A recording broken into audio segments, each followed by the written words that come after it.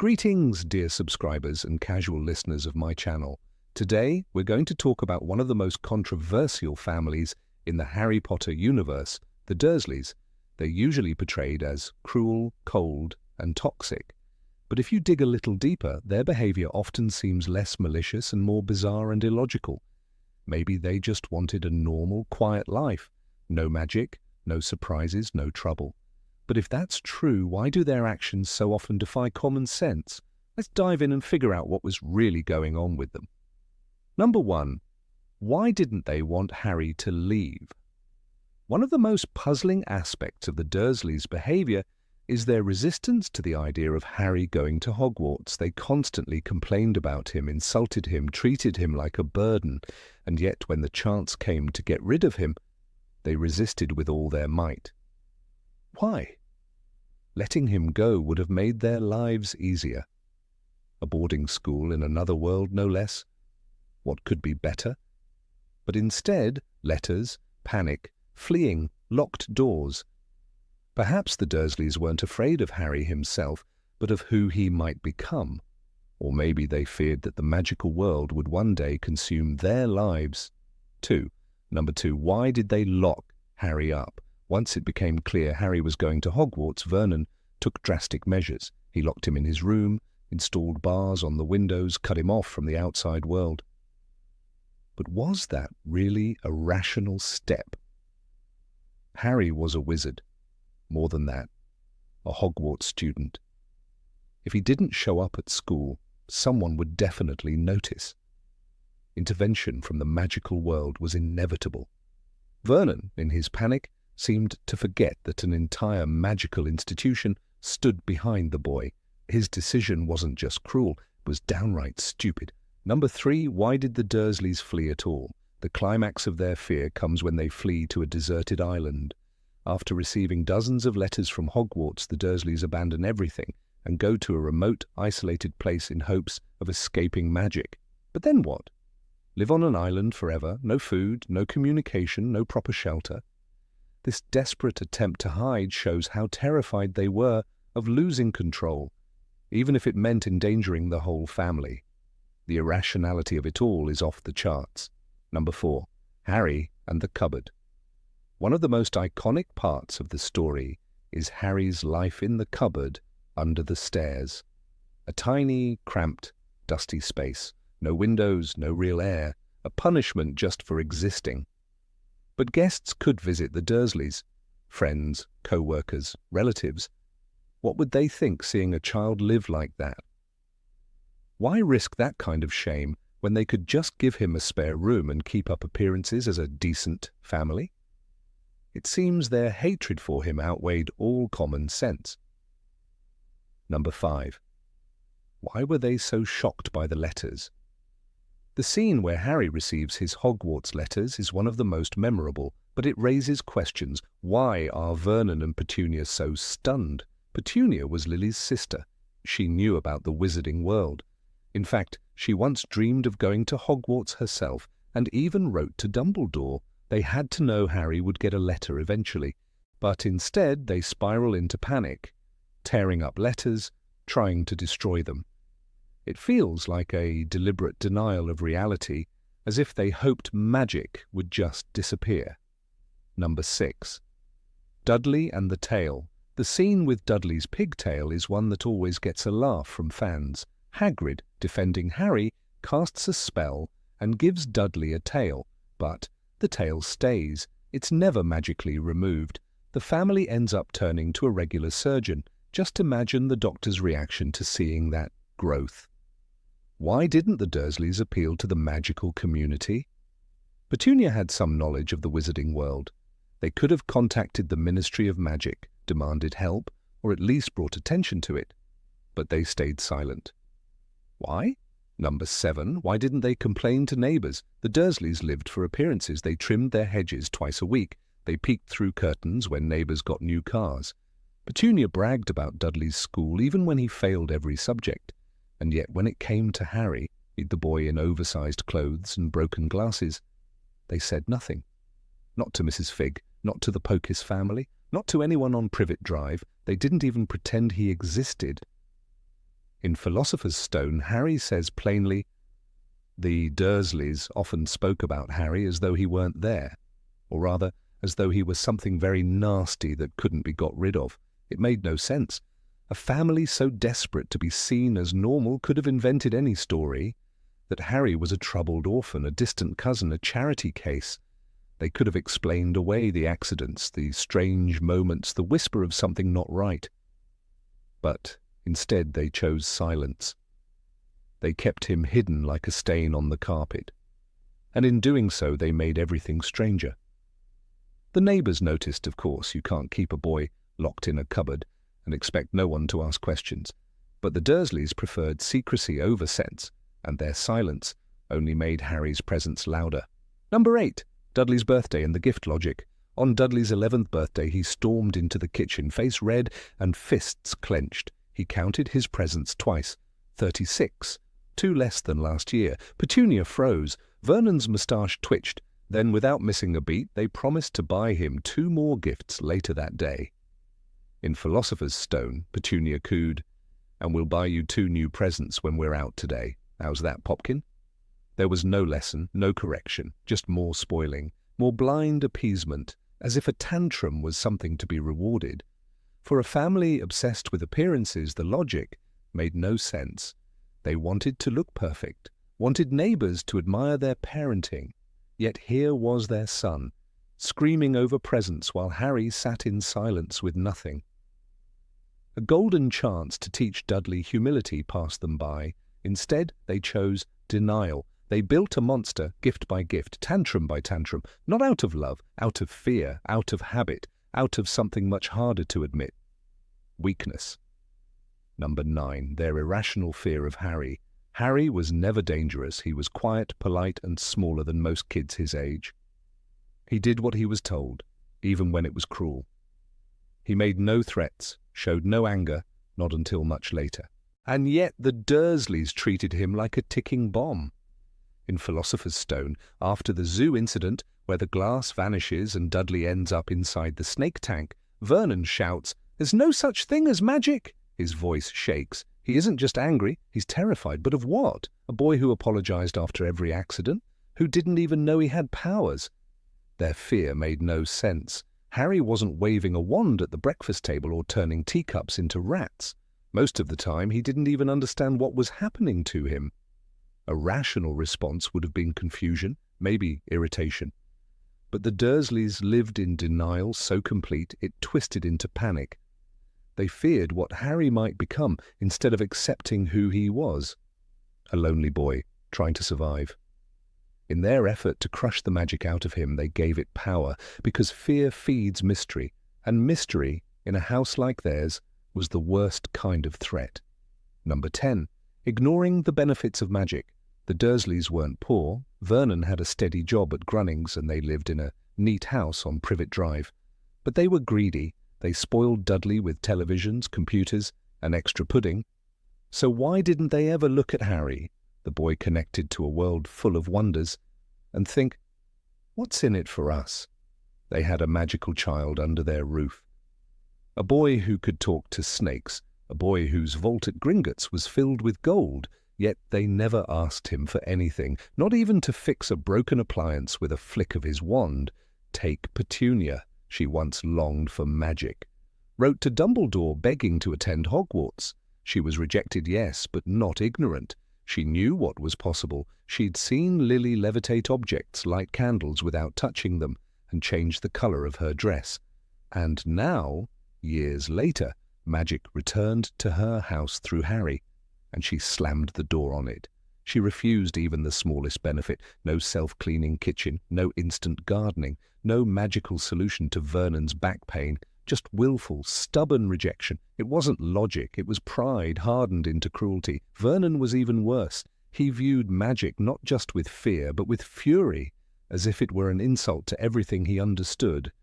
In Philosopher's Stone, when Hagrid tells him that Harry's a wizard, Vernon explodes, "I am not paying for some crackpot old fool to teach him magic tricks." It's laughable. He would rather live in discomfort than accept a gift he couldn't explain, rather yell, lock doors and install bars on windows than simply say, "Fine, Use a little magic, but make sure the neighbours don't see. The Dursleys chose misery over convenience, and that choice cost them the only real connection they ever had to something extraordinary. Number 11, not telling Harry the truth about his parents. Harry knew nothing, not a word about how his parents had really died. He was told they crashed in a car, drunk. That's what Vernon muttered with disgust. That's what Petunia confirmed, lips tight with contempt. And every time Harry asked for more, they shut him down. "You're not normal, just like them," Petunia snapped once. But they never gave him answers. No photos, no memories, just silence and lies. But the truth always finds cracks. In the Philosopher's Stone, when Hagrid finally tells Harry the real story, that Lily and James were murdered by Lord Voldemort, Harry is frozen. "Killed?" he asks. Hagrid nods. And in that single moment, years of confusion collapse into rage. If the Dursleys had simply explained things early on, calmly, even cruelly, they might have kept him anchored in their world. Instead, they let the mystery grow wild in his chest until the truth exploded like magic itself. The Dursleys feared magic, but they feared honesty even more. They didn't understand that by refusing to tell Harry who he was, they gave him reason to seek out the world they hated. Their silence didn't protect him. It pushed him toward danger, toward Hogwarts, toward the fight, because a boy with no answers becomes a boy with nothing to lose, and they never saw that coming. Number 12, strange attitude toward Dumbledore's warnings. The letter left on the doorstep was not a suggestion, it was a command. Albus Dumbledore, the greatest wizard of the age, told Petunia Dursley, in no uncertain terms, that her nephew was to live under her roof. "You need only provide him with a home," the letter said, "as long as he can call it home. There he will be safe." And for a time, the Dursleys obeyed. They didn't argue, they didn't run, they simply closed the door, took the baby boy in, and pretended the world of magic didn't exist. But years passed, and somewhere along the way, fear gave way to arrogance. Vernon scoffed at anything related to wizards. Petunia hissed at Harry's abnormality, as if it were a disease. They let him wear Dudley's old rags, they starved him, they screamed at him for asking questions. If they had truly understood what Dumbledore represented, a man who once stared down Voldemort himself, would they have dared to behave that way? Would they have risked drawing attention from a world that could crush them with a single spell? In Half-Blood Prince, Dumbledore finally arrives at their doorstep. His presence is overwhelming. The air shifts. He doesn't raise his voice, but his words cut deep. "You have never treated Harry as a son," he says coldly. "He has known nothing but neglect and cruelty at your hands." The Dursleys don't protest. They don't argue, because in that moment they remember what it means to be afraid of someone who doesn't need threats, only silence and a steady gaze. And yet, what's most puzzling is that it never occurred to them to simply act decent, not out of love, not out of kindness, but out of self-preservation. A warm meal, a clean room, a bit of politeness, that's all it would have taken to stay under the radar, to live their normal life in peace. But instead they poked the very magic they feared. They ignored the letter, they ignored the man. And in doing so they showed the one thing wizards despise most: willful ignorancy. Number 13, why didn't they fear Harry's revenge? Vernon Dursley slammed the door behind him with his usual grumble, muttering about freakishness and ungrateful boys. Upstairs, Harry sat on his tiny bed, the same one he'd slept in since the age of 11, the one Dobby had once tried to crush with a pudding. What Vernon never seemed to consider, what Petunia also refused to acknowledge, was this: the boy they kept locked away would one day become a powerful wizard. Not just any wizard, but the one who had survived Voldemort. Petunia had seen what magic could do. She'd seen her sister Lily make a flower bloom with a flick of her hand. So why didn't she ever think Harry might do the same, only with a wand pointed at them? They treated him like dirt for years, locked him in a cupboard, starved him, insulted his dead parents. In Order of the Phoenix, Aunt Petunia, hearing the name Dementor, freezes in the hallway. "I heard that awful boy telling her about them," she mutters, referring to Lily's stories. She knew the kind of forces that lived in Harry's world. She'd heard names like Voldemort and Azkaban. And yet, not once did the Dursleys hesitate to provoke Harry, even after he had a wand and a trunk full of spellbooks upstairs. They mocked him at breakfast, humiliated him in front of guests. Were they really that naive? Or just reckless? The logical thing for them would have been to pretend to care, give Harry decent meals, fake smiles, maybe even a few compliments, just enough to keep the future wizard from turning on them when he got older. But instead they kept poking the dragon. They ignored every warning, every sign, every unnatural flash of power. And by the time they realized he could destroy them with a word, it was too late. Luckily for them, Harry was nothing like Voldemort. Number 14. Why didn't Petunia use Harry to get closer to magic? Petunia Dursley had once dreamed of magic, not in the bright, bold way that her sister Lily had lived it, but in the quiet, bitter yearning of a girl left on the outside. She had written a letter, pen trembling in her hand, to Albus Dumbledore, headmaster of Hogwarts, pleading for acceptance into the School of Witchcraft and Wizardry. The letter, of course, had been answered with a gentle refusal. She was a Muggle, and magic did not flow in her blood. From that moment, something inside her curdled into resentment. Yet strangely, when magic knocked once more at her door, in the form of her orphaned nephew, Petunia made no move to reclaim that forbidden world. Why? There's no doubt she was interested. Vernon Dursley may have bellowed about those freaks and forbidden the very word magic in their house, but Petunia had known too much to be wholly ignorant. In the Philosopher's Stone, she slips. "My sister being what she was, my parents were proud of having a witch in the family," she snaps, a bitterness seeping into every syllable. This isn't the voice of indifference, it's the voice of someone still deeply wounded, still chained to memories that sting. She cared. And yet, when a magical child lived under her roof for a decade, she chose rejection. One might expect her to have done the opposite, to have questioned Harry once he began to receive letters, or once Hagrid arrived on the island in the sea, smashing through the door with his pink umbrella. Petunia should have leapt at the chance to ask about Hogwarts, about the castles, staircases, or the ghosts, or the classes she never got to take. But she didn't. Even when Harry began attending school, she never once inquired about his life there. The silence was deafening. This absence of curiosity defies her younger self. The girl who wrote to Dumbledore had been willing to beg. She had lowered her pride to ask for something her heart craved. That kind of vulnerability doesn't vanish. It calcifies. Petunia as an adult became a shell hardened by disappointment. The Hogwarts she never entered became a wound she chose to forget. And Harry, bearing the eyes of Lily and the aura of everything she lost, was not a bridge back to that world. He was a mirror, and Petunia hated what it showed her. This hatred extended beyond discomfort. Petunia chose denial as a form of self-preservation. She scrubbed the world clean of anything magical. She chose to see Harry's letters as dangerous pollutants, not golden keys to a secret realm. In the Philosopher's Stone, she tears them up. "They knew he was here. He's not going!" Her fury is frantic. It is fear masquerading as control. To accept magic, even vicariously through Harry, would unravel the walls she had spent years erecting. And yet, how tempting it must have been. The world of magic was still there, humming just beyond the curtain.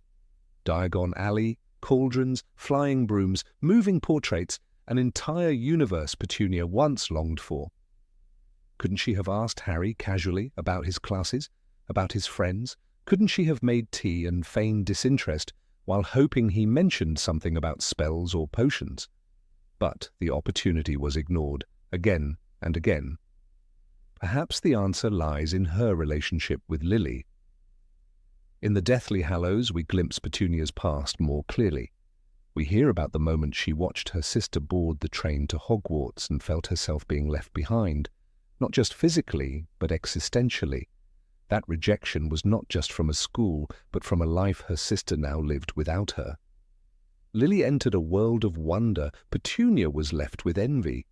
She didn't just lose her sister to magic, she lost her completely. When Lily died, Petunia's final link to that world was severed. And yet Harry became a living relic of it. He was Lily's child, and worse, he looked like James. But those eyes? They were Lily's. It is no accident that the books mention this so many times. Petunia could not look at him without being reminded of everything she had lost, not by fate, but by difference. Could there have been another version of Petunia? One who embraced Harry, who asked him to tell her everything? Yes. But it would require courage she did not possess. It would demand her to unearth old wounds and confront her choices. She would have had to admit that she still cared. And that kind of vulnerability can feel more terrifying than any spell. There is a tragic irony in her silence. Had she asked, Harry would have told her. He would have talked about the sorting hat and the Quidditch matches, about Ron and Hermione, about Professor McGonagall turning into a cat. He might have even mentioned Dumbledore, the same man Petunia once wrote to, now watching over her nephew like a quiet guardian. But she didn't ask, not once. Instead, she clung to the lie that the magical world was something shameful. She taught Dudley to sneer at it. She let Vernon rant about abnormality. But beneath the surface, one suspects she still listened. When Harry came home for the summer, she must have caught glimpses, a broken wand, a letter from Ron, an owl feather drifting through the hall. She must have known. And yet she pretended not to see. Petunia's refusal was not ignorance, it was repression, a desperate effort to maintain control in a house that once played host to a world beyond her comprehension. Control was her religion, cleanliness, order, normalcy. She clung to these things like lifebuoys. Magic was chaos, magic was Lily, magic was the sister who left her behind. And Petunia, aging and resentful, refused to let it back in. Even in The Half-Blood Prince, when Dumbledore visits Privet Drive, we see her mask crack. She does not meet him with Vernon's cartoonish hostility. She is rigid, yes, but she listens. She knows who he is. There is a moment of recognition, of something unspoken. She has never forgotten the name Dumbledore. She has never forgotten that he once held her letter in his hand. Number 15. Their odd attitude toward Harry's school performance. There is a contradiction so deeply woven into the daily lives of the Dursleys that it almost becomes invisible, unless one looks closely. The Dursleys, those prim and proper caretakers of Harry Potter, had a well-cultivated obsession with appearing respectable. They prided themselves on neat lawns, predictable routines, and a child of their own who they claimed was the pinnacle of perfection. Dudley's school reports were displayed on the fridge like medals of honor. Yet in a strange and silent twist, when it came to Harry's schooling, especially in the Muggle primary school he attended before Hogwarts, the Dursleys' behavior diverged from their usual social calculations. They condemned Harry's performance and behavior publicly, though in reality he was never academically poor. In fact, the boy was sharp, perceptive, and competent, all qualities the Dursleys ignored, even to their own social detriment. In Harry Potter and the Philosopher's Stone, it is mentioned that Harry got into trouble less often than Dudley did, but he still had a reputation for being a troublemaker. The line is telling. It indicates that the trouble surrounding Harry was more a construction of the Dursleys' complaints than an honest account of his conduct. The reality, as readers come to understand, is that Harry was intelligent, quiet, and introspective, traits which should have made him an ideal student. And yet the Dursleys, determined to frame him as inferior, went to lengths to discredit even his legitimate efforts. Vernon Dursley, who clung to the idea of being a respectable man in business and society, would surely have benefited from a story of selfless generosity, taking in a nephew, raising him with care, and watching him flourish in school. Petunia, desperate to prove she was nothing like her sister, but secretly jealous of her, had every reason to promote Harry's progress as a reflection of her own maternal virtue. And still they chose the opposite. They diminished him, humiliated him, and undercut every chance for him to gain approval from others.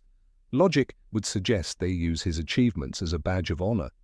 But logic in the Dursley household bent under the weight of fear, jealousy, and denial. There's something deliberate about their cruelty.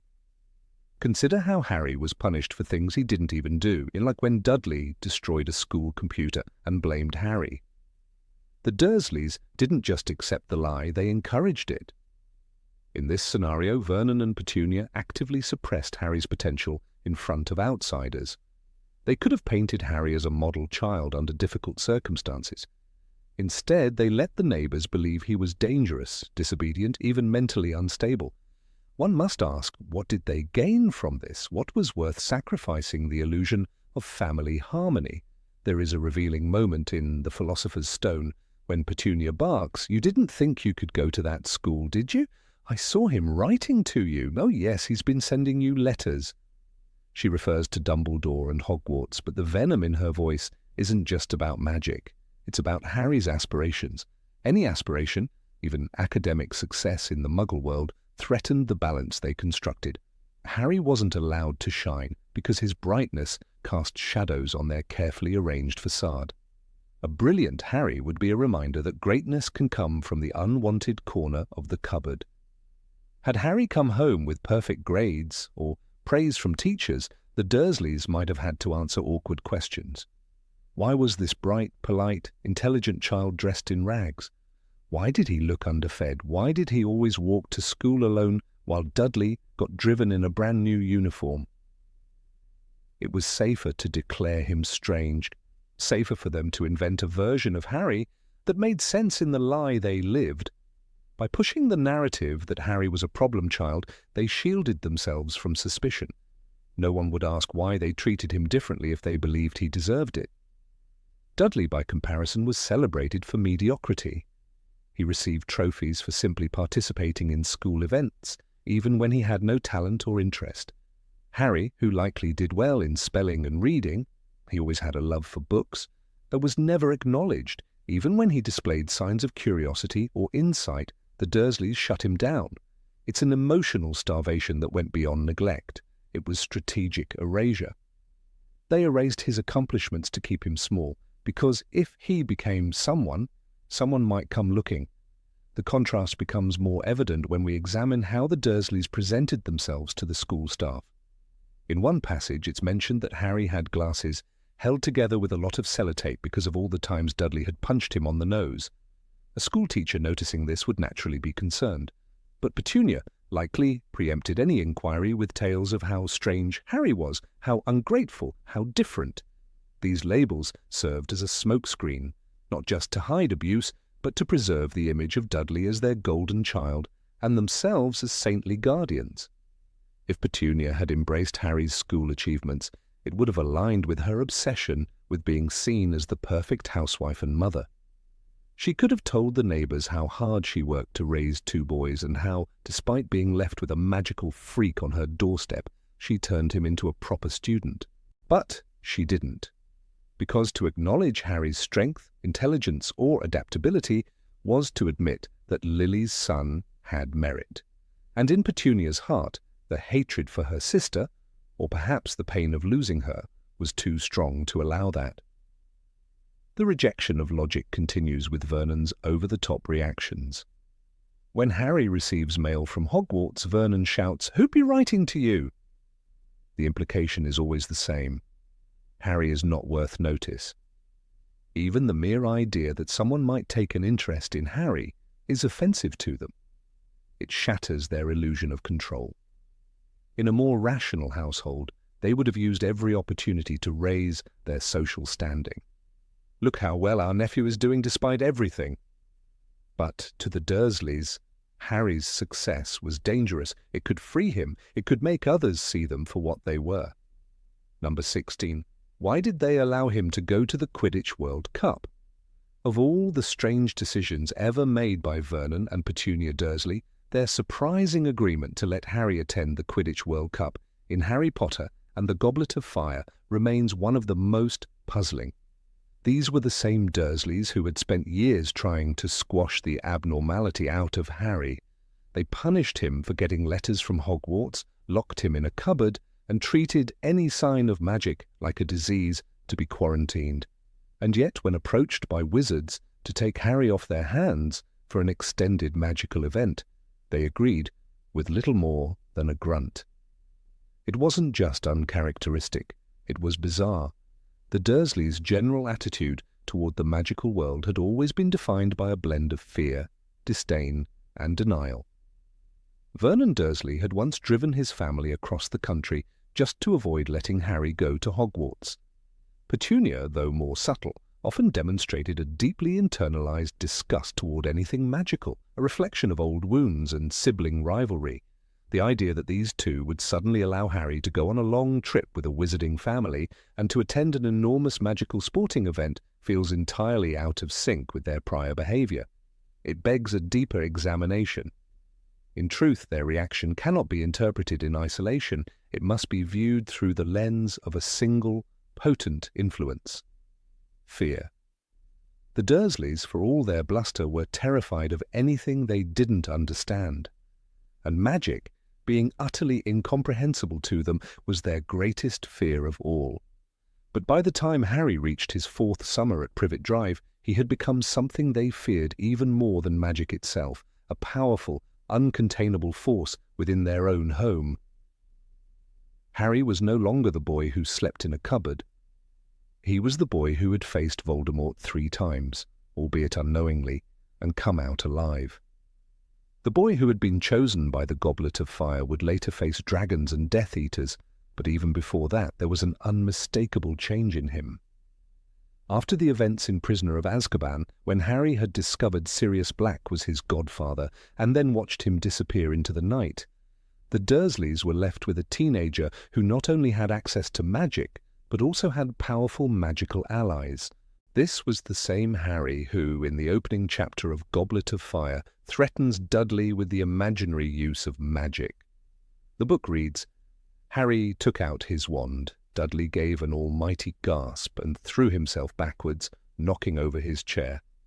"You're not allowed to use magic outside school," said Uncle Vernon at once. "If I get one more owl telling me you've been doing you know what, the threat is empty."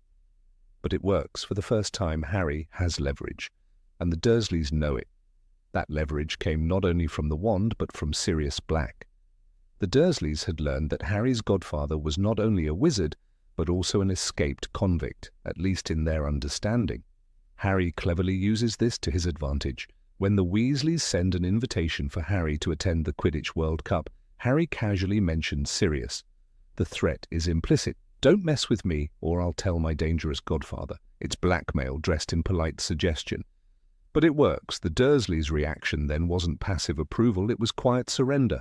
They knew better than to fight anymore. Vernon, who once ripped letters out of Harry's hands and built a metal flap over the mail slot, now merely grunted and nodded. Petunia, who once shrieked at the word Hogwarts, simply pursed her lips. They weren't supporting Harry's trip. They were avoiding confrontation, yet even this fails to fully explain the ease with which they agreed. In truth, the invitation to the Quidditch World Cup was, for them, a rare opportunity, a chance to get rid of Harry without guilt or consequences. For years they had dreamed of a summer without the boy. Every summer they spent avoiding his glares, tiptoeing around his nightmares, and hiding anything remotely magical. Letting him go with the Weasleys wasn't a compromise, it was a gift. Consider the situation. The invitation wasn't for a weekend. It was for a trip that would last several days, possibly weeks, depending on how long the Weasleys wanted to keep him. From the Dursleys' perspective, they wouldn't need to feed him, house him, or endure the growing magical presence that seemed to follow him more intensely with each passing year. And there was a bonus. They wouldn't have to deal with the threat of magic at home for the duration. But perhaps the most convincing factor was Arthur Weasley himself. Arthur didn't just send a letter, he came to the house, and he didn't arrive in a muggle car or through the front door. No, Arthur blasted open the fireplace. The book tells us There was a sudden loud bang from the kitchen. Aunt Petunia screamed. Uncle Vernon yelled and leapt into the air. Dudley gave a sort of yell and ran out of the room. The Dursleys were literally blown backward by the arrival of a wizard in their living room. Arthur Weasley's accidental destruction of their pristine fireplace was the last straw. That moment was symbolic. It shattered not just their wall, but their illusion of control. For all their efforts to keep magic at bay, it had found its way into their heart of hearts, their living room. And what's worse, Arthur seemed entirely unbothered. Cheerful, clumsy, and earnest, he represented everything they hated about the wizarding world, and he was taking Harry away with him. What choice did they have? To refuse at that point would be to invite more chaos. If they said no, what would Arthur do? Would he return with more wizards? Would he send more letters? Would he blast another hole in their wall? The Dursleys didn't know, but they didn't want to find out. They had been embarrassed, frightened, and overwhelmed. The fastest way to restore order was to say yes. Number 17. Why didn't they confront Dumbledore directly? The night Harry Potter was left on the doorstep of number 4, Privet Drive, the Dursleys' world shifted on its axis. Vernon and Petunia Dursley had built a life of predictability and control. They prided themselves on normalcy. Yet in one silent night, cloaked in fog and mystery, Albus Dumbledore severed that life in two with a single act, leaving a child, not just any child, but a symbol of everything they loathed and feared on their pristine doorstep. One might expect outrage, letters, demands, screams into the fireplace, but what came instead was silence, a stubborn, cold, festering silence that lasted for 10 years. And this silence, perhaps, is the most curious thing of all. Vernon Dursley, a man known to threaten his co-workers over minor infractions, a man who once drove halfway across the country to escape owls, never once tried to reach out to Dumbledore. Petunia, who had once written a pleading letter to attend Hogwarts herself, never once wrote another to confront the man who had dumped her sister's legacy into her living room. Why? In Harry Potter and the Philosopher's Stone, we learn that Dumbledore simply left a letter explaining everything. It's almost absurd in its simplicity. No prior warning, no contact, just a parchment tucked into blankets. And yet the Dursleys accepted it. This acceptance was not born of understanding, but of fear. Dumbledore was not just a wizard, he was a name shrouded in power. And Petunia, who had once dreamed of being part of that world, knew enough to recognize the danger in challenging it. Throughout Harry's early years, Vernon threatened to send him to an orphanage, to lock him in the cupboard, to make him disappear. But never once did he mention the name of the man who had sent him. Even when wizards began sending letters, dozens, hundreds, pouring through the chimney, through the cracks in the door, through the eggs at breakfast, Vernon's anger turned not toward Dumbledore but toward Harry. It was easier, safer, to take it out on a boy than to face the towering shadow of the wizard who had placed him there. The Dursleys' silence was a survival tactic. Albus Dumbledore was, after all, not a bureaucrat or schoolmaster one could threaten with legal action. He was the man who defeated Grindelwald, the only wizard Voldemort feared. Petunia knew that name, and she must have spoken of it to Vernon in hushed tones, if at all. To question Dumbledore would be to question a force of nature. It would be like shouting at a storm and expecting it to change course. But fear is only part of the story. There is also shame. Petunia had spent years burying her connection to Lily. She lied to herself, to Vernon, to the neighbours. She pretended the magical world didn't exist. Dumbledore's letter was a hammer to that fragile wall. Confronting him would have meant acknowledging her roots.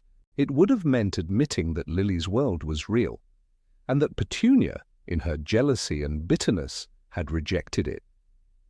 To reach out to Dumbledore was to open the door she had locked and bolted long ago. There is a moment in the Philosopher's Stone when Petunia finally snaps and spills her bitterness. "My sister was a freak. I saw her. She got a letter just like that and disappeared off to that school." Her words tremble with long, suppressed fury. But it is directed at Lily, not Dumbledore, because Dumbledore represented the world that had chosen Lily, not her. Writing to him would be an admission that he still had power over her life. One might wonder why Vernon didn't act independently. After all, he had no sentimentality toward Lily or Harry. But Vernon was a practical man. He believed in hierarchy. The idea of standing up to someone like Dumbledore was ludicrous. Vernon preferred battles he could win, engaging with neighbors, co-workers, and children. Dumbledore was not in his league, not even in his universe. Vernon may have barked loudly in his world, but he recognized when he was a small dog against a giant. And then there's the matter of control. The Dursleys controlled everything in their home, the color of the curtains, the behavior of the child, the conversations at the table. If they had contacted Dumbledore, they would have relinquished that control. Dumbledore might have checked in, he might have interfered. Worse yet, he might have taken Harry away. And despite their hatred, that idea carried risk. Harry was a symbol of their superiority. He was the other, the scapegoat, the reminder of what they were not. Removing him would mean losing the foundation of their daily cruelty. The Dursleys had countless opportunities. When Hagrid appeared, thundering down the door of the shack in the sea, he said clearly, "I'm Hagrid. I'm from Hogwarts." That was the first time Dumbledore's name was spoken aloud in the Dursley household. Petunia flinched. Vernon tried to shoot Hagrid, but again, they never asked to speak to Dumbledore, never demanded an audience. They simply submitted to the next wave of strangeness, always retreating rather than confronting. It wasn't ignorance. The Dursleys knew that Dumbledore was headmaster. Petunia had heard the name when Lily received her first letter. She must have recognized it on the envelope. The fact that she chose not to act is, in itself, an act of willful passivity.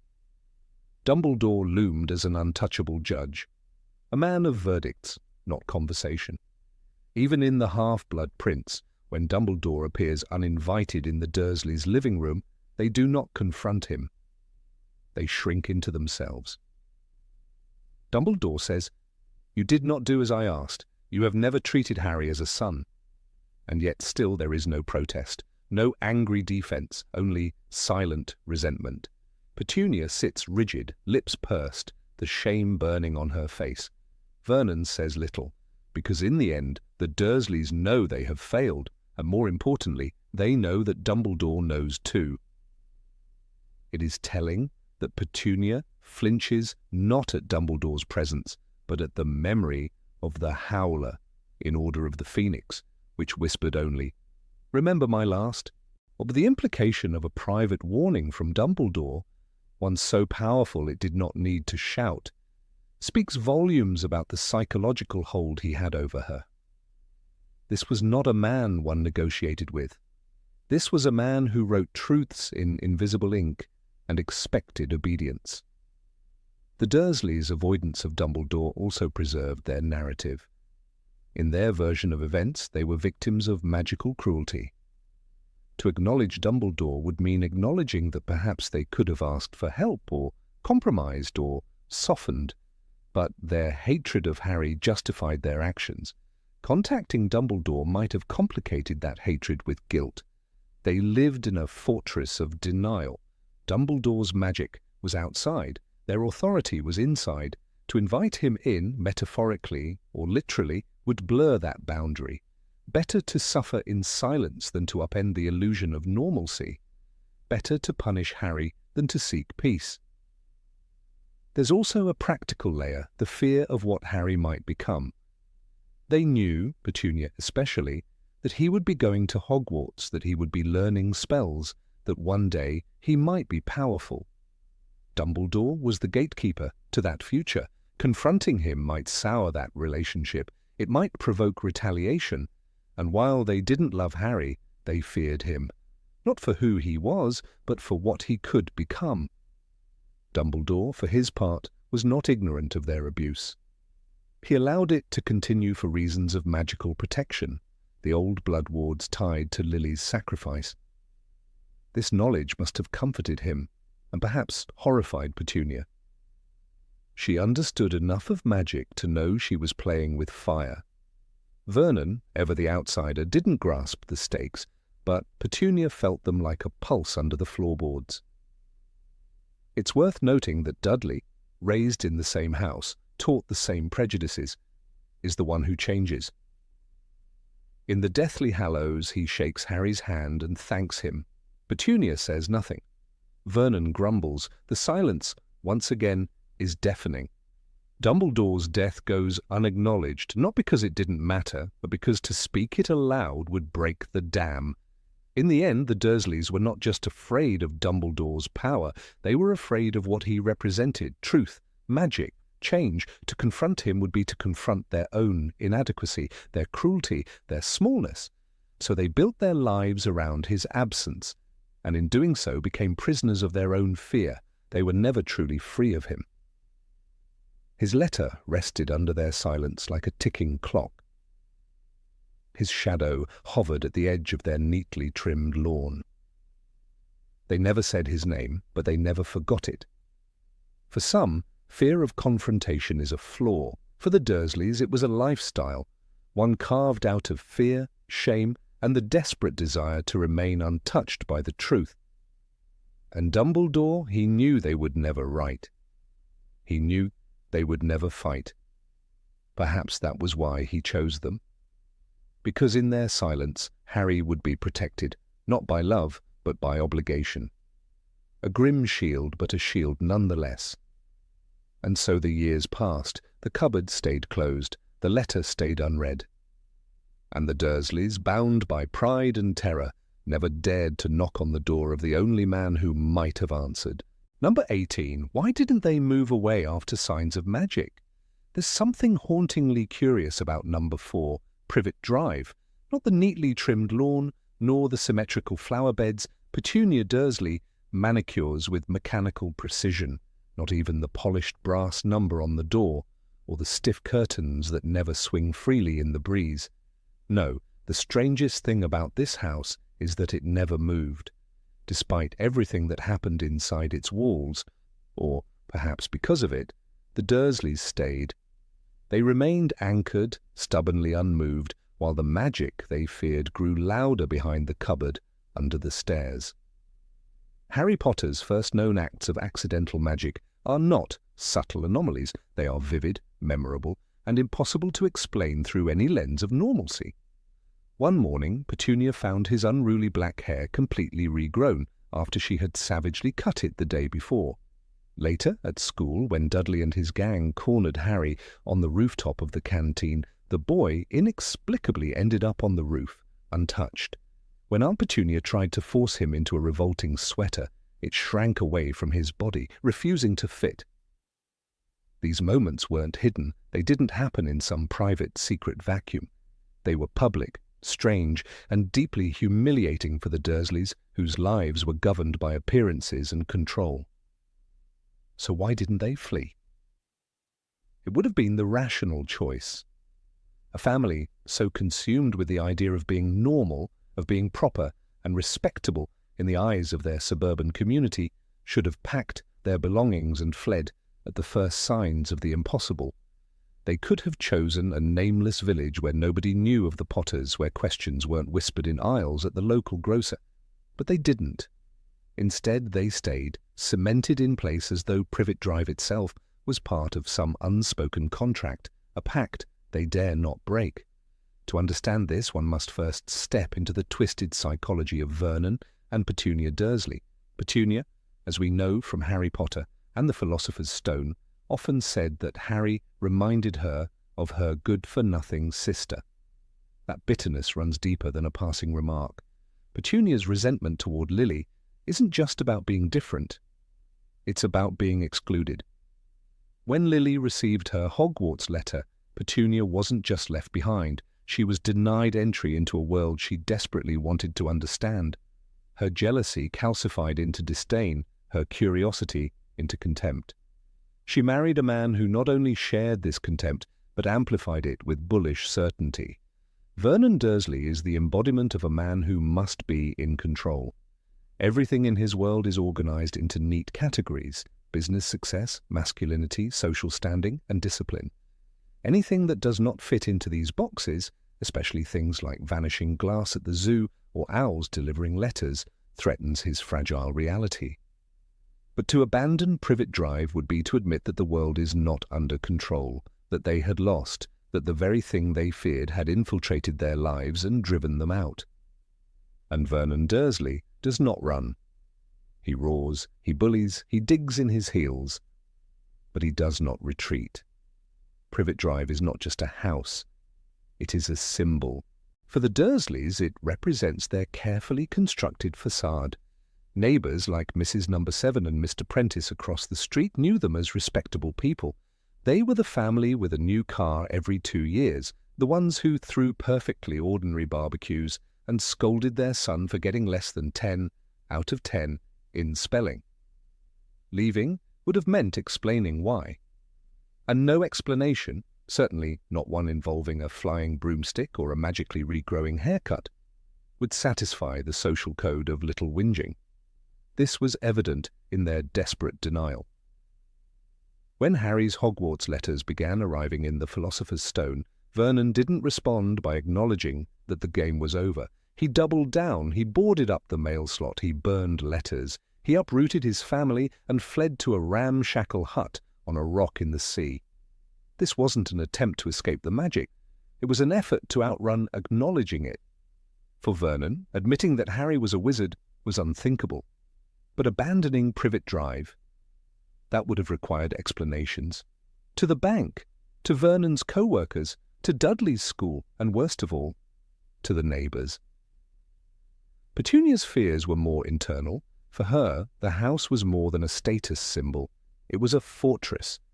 Behind those walls she could pretend. She could scrub the floors and beat the rugs and scold Harry for being freakish, and she could believe that she was winning the war against the strange, that she was still in control of her world. But relocating would have unraveled that delusion. Somewhere else, she wouldn't be Petunia Dursley of number 4. She'd be the woman with a nephew who once turned a teacher's wig blue. Her past would follow her, trailing like a whisper. And then there's Dudley, their precious son, spoiled into monstrosity. A child who knew that tantrums yielded presents, that whining got him his way. For Dudley, Privet Drive was a kingdom. His second bedroom, his video games, his garden swing, all part of a world tailored just for him. The Dursleys wouldn't dare disrupt that illusion. To move would be to admit instability. And Dudley Dursley did not live in chaos, he lived in predictable, indulgent comfort. Rowling makes it clear that denial was the Dursleys' primary weapon. In the Philosopher's Stone it is written, the Dursleys had everything they wanted, but they also had a secret, and their greatest fear was that somebody would discover it. Running away wouldn't erase the secret, it would spotlight it. People would ask questions. Why move so suddenly? Was Vernon fired? Were they hiding something? The very act of leaving would have been a scandal worse than the magic itself. The Dursleys weren't just afraid of magic, they were afraid of scrutiny. This explains why they exerted such cruelty on Harry. If they couldn't change the boy, they would suppress him.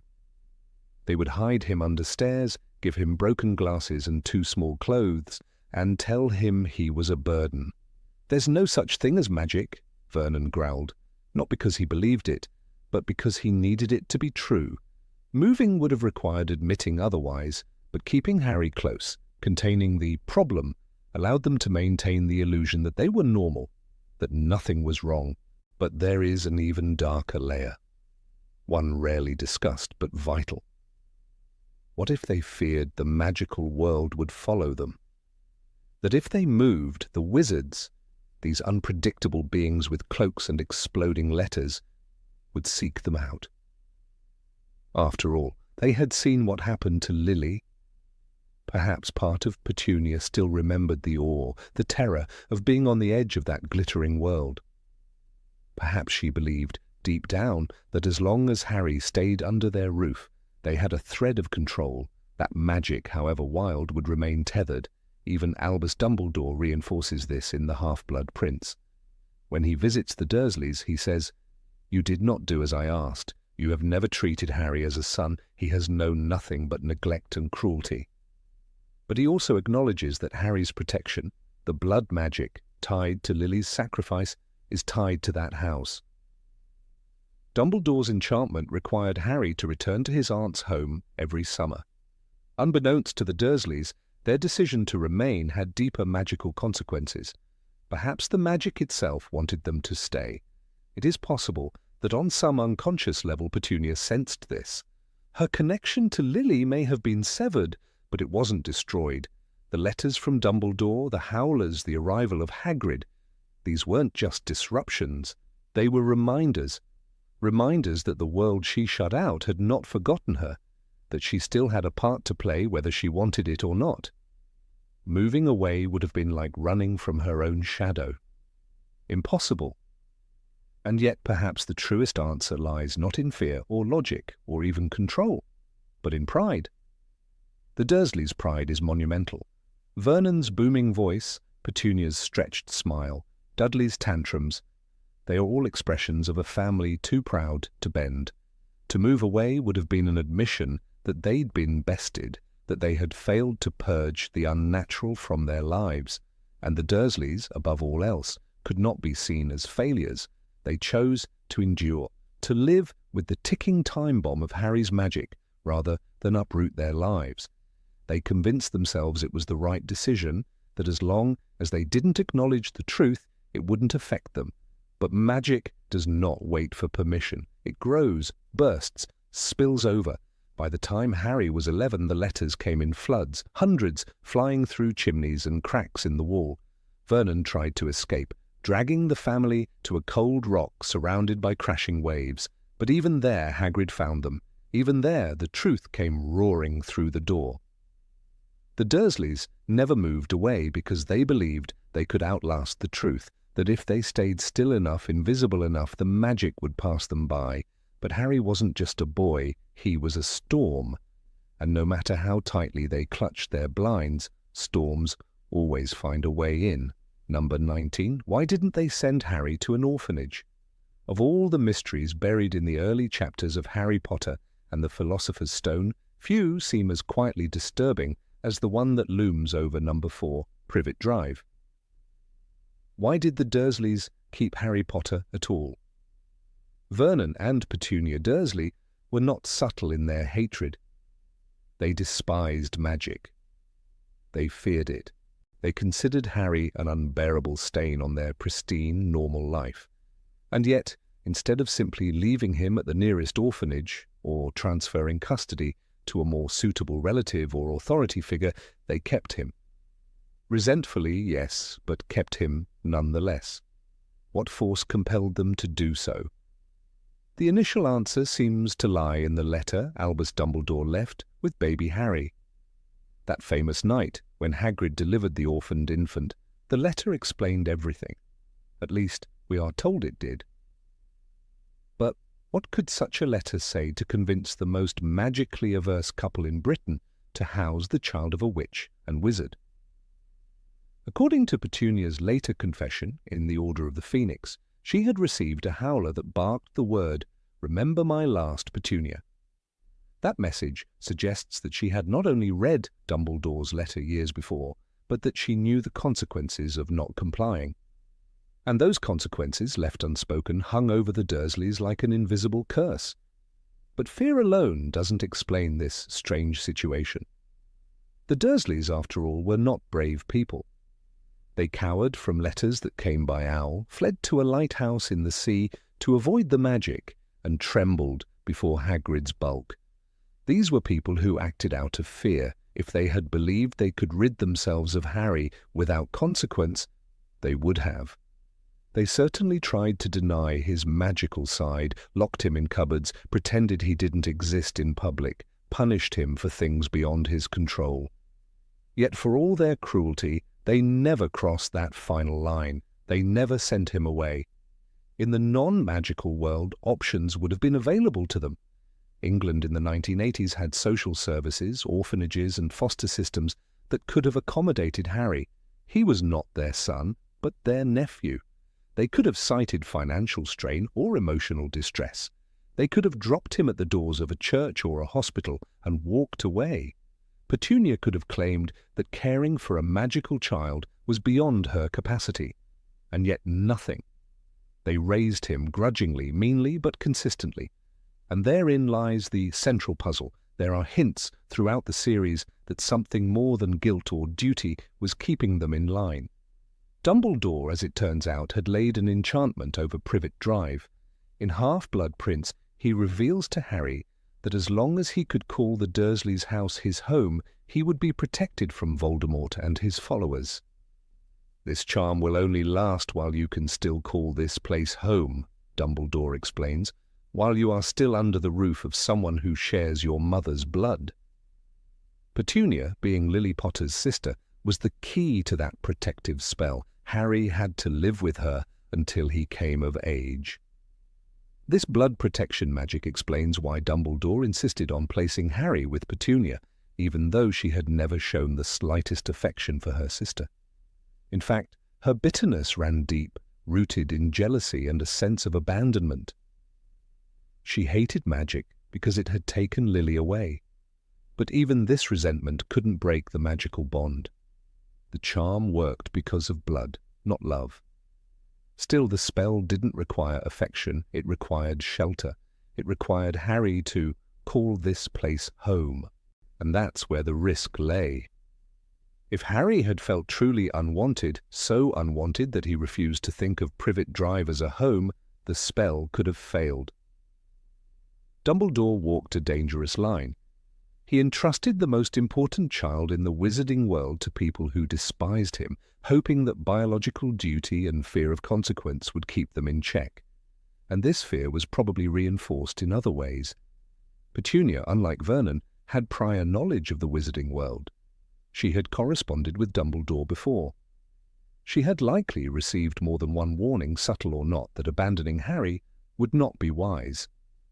We do not know what else was said in Dumbledore's letter, but it is entirely plausible that he hinted at surveillance. After all, the wizarding world had spies, charms, and ways of watching unseen.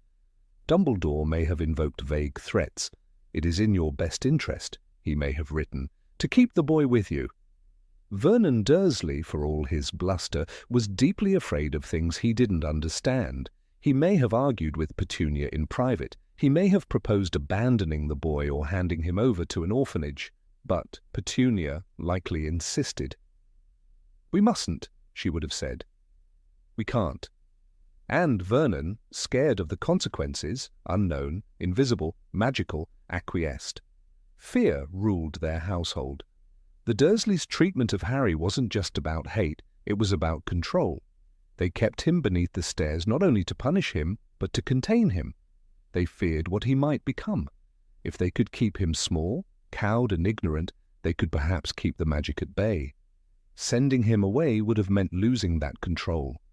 They would never know what he was doing, what he was learning, or who was protecting him. He would be beyond their reach, and by extension, beyond the reach of their perceived safety. There's also the question of appearances. The Dursleys were obsessed with normalcy. They spent their lives cultivating an image of suburban perfection. Vernon had his job at Grunnings. Petunia hosted tea parties and spied on neighbours. Dudley was the spoiled golden child. Announcing that they had a magical nephew they had placed in a children's home? Unthinkable. It would have meant admitting to a scandal, so they covered it up. They invented lies about Harry's parents dying in a car crash. They kept him dressed in Dudley's hand-me-downs, forbade him from mentioning Hogwarts in public, and treated him like a family embarrassment. In their minds, they weren't raising Harry, they were hiding him. Dumbledore counted on this. He knew their weaknesses. He played to their fears, their pride, and their vanity. He offered them just enough information to scare them into compliance, but not enough to make them feel empowered. "You may not like this," he seemed to say, "but you have no choice." And so they folded. Not out of kindness, but out of submission. There is something inherently tragic in this arrangement. Harry was raised unloved, unwelcome, and misunderstood. not because no one else could have taken him, but because the world's most powerful wizard decided that danger was preferable to death. The Dursleys became his reluctant guardians not because they wanted to, but because they were afraid not to. Throughout the books, small moments reveal how little oversight there actually was. Dumbledore, for all his wisdom, did not monitor Harry's day-to-day suffering. The cupboard, the punishments, the emotional abuse, all of it happened under the blind eye of the magical world. Only once did a wizard intervene. In Chamber of Secrets, when Dobby tried to protect Harry. Otherwise, Harry's suffering remained invisible, because protection in this case was defined not by happiness, but by geography and blood. The Dursleys may also have feared that Harry was in some way dangerous. Even before Hogwarts, strange things happened around him. He shrank jumpers, grew back hair overnight, made glass vanish. These were not normal behaviors. For people who saw magic as unnatural and threatening, this was a terrifying prospect. They may have reasoned that keeping him close, keeping him suppressed, was safer than releasing him into the world, where his powers might grow unchecked. In Philosopher's Stone, Vernon attempts to stop Harry's Hogwarts letters by sealing the mail slot, boarding up the doors, and eventually fleeing to a shack on a rock in the sea. This isn't the behavior of a man in control, it's the behavior of a man desperate to stop an inevitable truth. Vernon, in the end, didn't want Harry gone, he wanted his magic gone. He failed, of course. Magic, like destiny, finds its way in, so they endured him, kept him in their home, made his life miserable, and pretended he didn't matter, but they kept him. And that's what matters. They never gave him up, even when it would have been easier, even when no wizard came knocking, even when he cried alone in his cupboard and no one watched, because something, some unseen contract, some unspoken threat, held them in place. And perhaps deep down, Petunia felt something else. Not love, not exactly, but a memory of a sister with flaming red hair, eyes like her son's, and a world she was never allowed to enter, of letters she wrote to Dumbledore as a child, begging to be let in, of the rejection she never forgot. Harry, to her, was the ghost of what she lost, and ghosts, no matter how unwanted, cannot always be cast out. That is why the Dursleys kept Harry, not because they were kind, not because they were good, but because they were trapped by magic, by fear, by memory. They were prison guards in a jail they didn't build, holding a boy who didn't belong there. And in that cruel, quiet prison, a hero was born. Number 20, why weren't they afraid of magical visitors? When Rubeus Hagrid smashed down the door of the hut on the rock, soaked by the storm and blazing with fury, the Dursleys were visibly petrified. Vernon Dursley tried to keep him out with a rifle. Petunia shrank back in horror, and Dudley squealed as Hagrid gave him a pig's tail. That night was a turning point, not just for Harry, but for the Dursleys too. They had done everything possible to suppress magic, to erase its presence from their lives. But suddenly the magic they feared had broken through the door, literally. Their reaction was raw, honest terror. And yet somehow, by the time Arthur Weasley accidentally blasts apart their sitting room in the Order of the Phoenix, the Dursleys behave not like frightened muggles before a power they cannot comprehend, but like defiant hosts, rolling their eyes, huffing, insulting. What happened to their fear? The Dursleys' initial terror of the magical world came from ignorance. They didn't understand magic, and they certainly didn't want to. Petunia had spent her childhood resenting her sister's talents and the attention it brought her. Vernon, practical to a fault, seemed to view magic as both an abomination and an affront to his sensibilities. "We swore when we took him in we'd put a stop to all that rubbish," Vernon growls in Philosopher's Stone, his face red with denial. This early fear was rooted in a desperate need for control, but fear, when exposed repeatedly to its object, can dull, especially when the consequences aren't as terrifying as once imagined. The most striking shift begins to show in Chamber of Secrets, when the Weasley brothers arrive in their flying Ford Anglia to rescue Harry. The Dursleys do not engage with them, but Vernon, though furious, isn't quaking in terror. The sight of a flying car doesn't send him into shock. It enrages him. He grabs Harry by the ankle, trying to stop him from escaping. This is not the reaction of a man who fears magical retaliation. He is still trying to control the situation, still trying to exert dominance. It is the first crack in their armor of terror. By the time Goblet of Fire rolls around, Vernon and Petunia's attitude toward magic has twisted into something more complex. They still despise it, but they seem to believe that as long as it stays in its place, it cannot harm them. When Harry tells them he's been invited to the Quidditch World Cup, Vernon reacts with disdain, not fear. He tries to use it to his advantage, leveraging the invitation in exchange for chores. "Why should we give you time off?" he demands. He has forgotten, or perhaps chosen to ignore, that Harry's world is one where children learn to disarm grown men with a flick of a wand. It is not logic that drives the Dursleys, it is arrogance. Petunia Dursley is perhaps the most tragic figure in this transformation. Her early revulsion toward magic is tinged with bitterness. She had once written to Dumbledore herself, begging to be allowed to attend Hogwarts. This act, revealed in Order of the Phoenix, shows that her fear was once envy. But envy, when left to fester, curdles into hatred. Petunia does not fear magic, she hates it for rejecting her. And that hatred becomes the lens through which she views magical visitors. She does not cower because she believes she already knows them. She believes she understands magic's reach and its limits. In this, she is disastrously wrong. When Arthur Weasley comes to collect Harry from Privet Drive, he causes a magical explosion that damages their sitting room. One would expect panic, but Vernon is furious. He shouts about the damage, yells at Arthur, complains of the cost. There is no trace of fear, only outrage. He seems to think he can hold a wizard accountable as if he were a plumber who broke the sink. Arthur, for his part, is bewildered by the Dursleys' hostility. "You aren't going to see your nephew till next summer," he reminds them. But this does not soften their stance. They are past diplomacy, past subtle loathing. They are openly, shamelessly rude. This behavior culminates in Half-Blood Prince, when Dumbledore himself visits their home. The greatest wizard of the age, a man whose very name was once whispered with awe by the magical world, steps into their perfectly manicured sitting room. And how do the Dursleys react? Vernon tries to ignore him. Petunia purses her lips and refuses to meet his eyes. They act not like subjects before a king, but like bitter relatives tolerating an unwanted guest. Dumbledore, amused but firm, calls them out for their cruelty. "You did not do as I asked. You have never treated Harry as a son." But even his reprimand does not scare them into submission. This moment is perhaps the clearest illustration of how deeply the Dursleys had misjudged magic. They had survived too many visits, endured too many spells, and nothing catastrophic had happened to them. Dudley still had a pig's tail, yes, but it had been removed.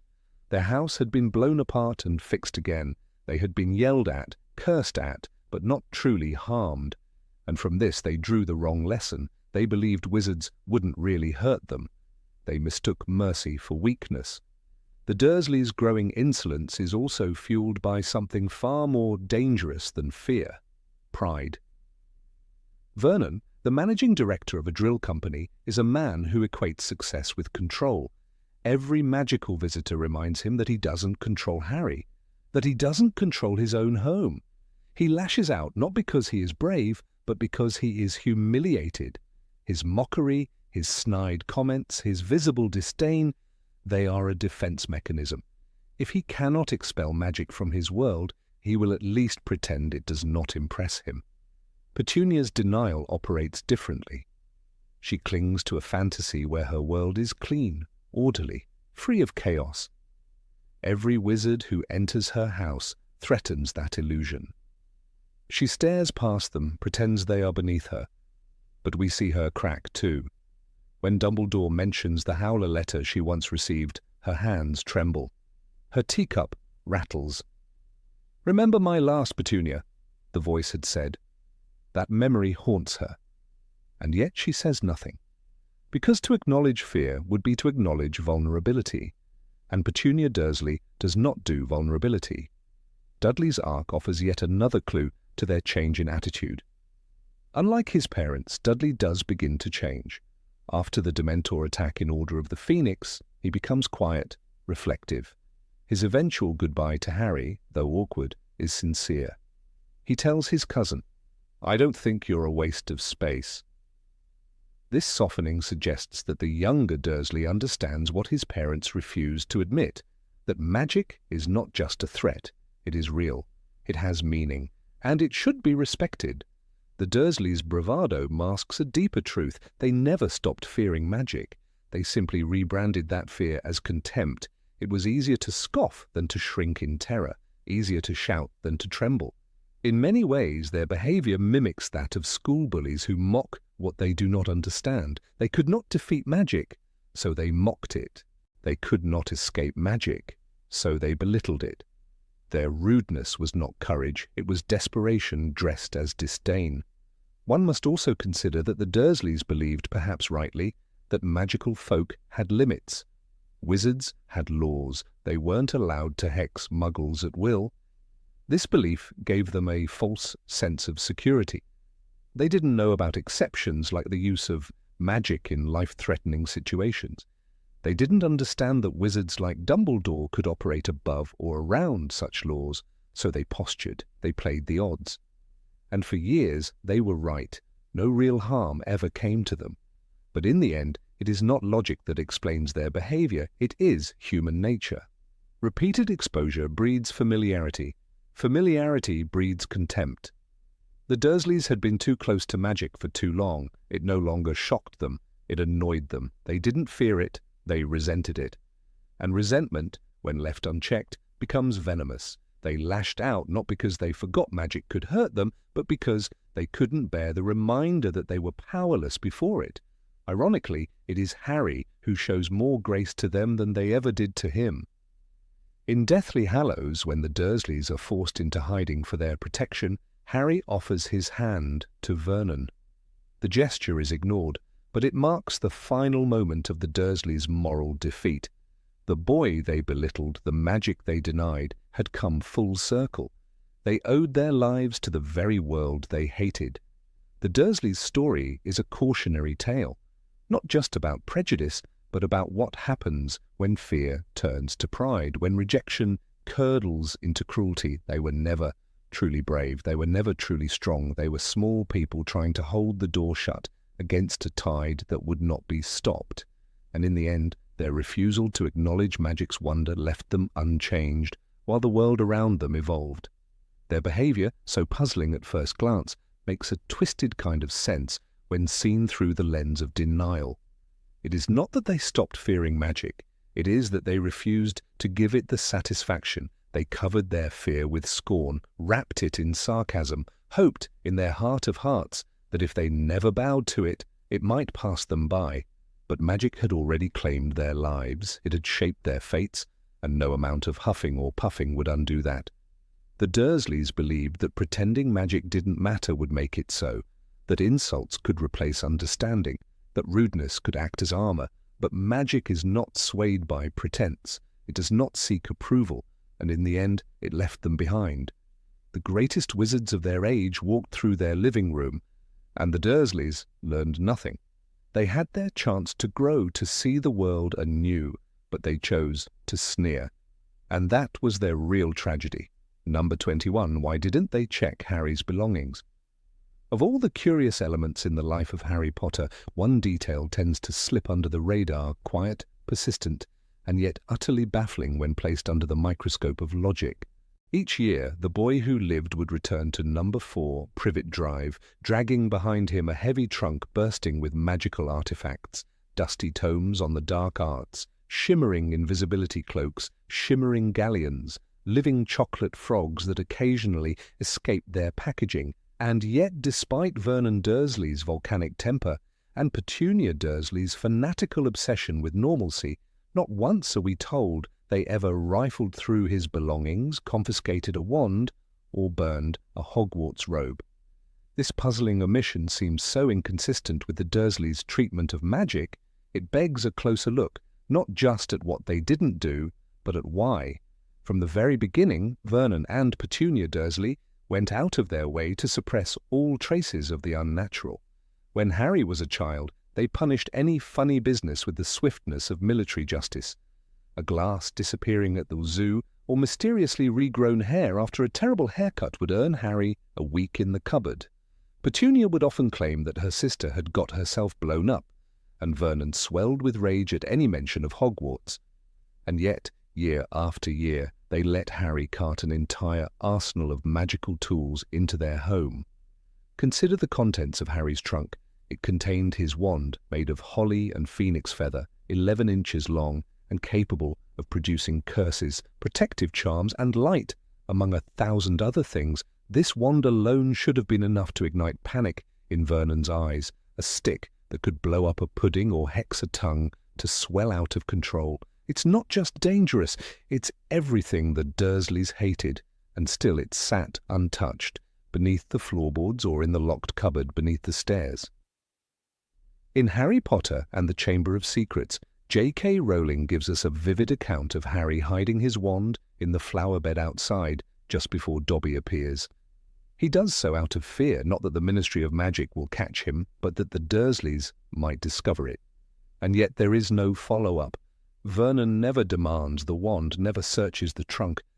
This moment reveals Harry's lingering anxiety, but the Dursleys' failure to act seems strangely passive for people who locked him in a cupboard for a decade. In the same book, when Uncle Vernon installs bars on Harry's window, it is out of a desire to prevent him from returning to Hogwarts. The logic is crude. If Harry cannot get out, he cannot board the train. But nowhere does Vernon consider the possibility of simply taking the wand and snapping it in two.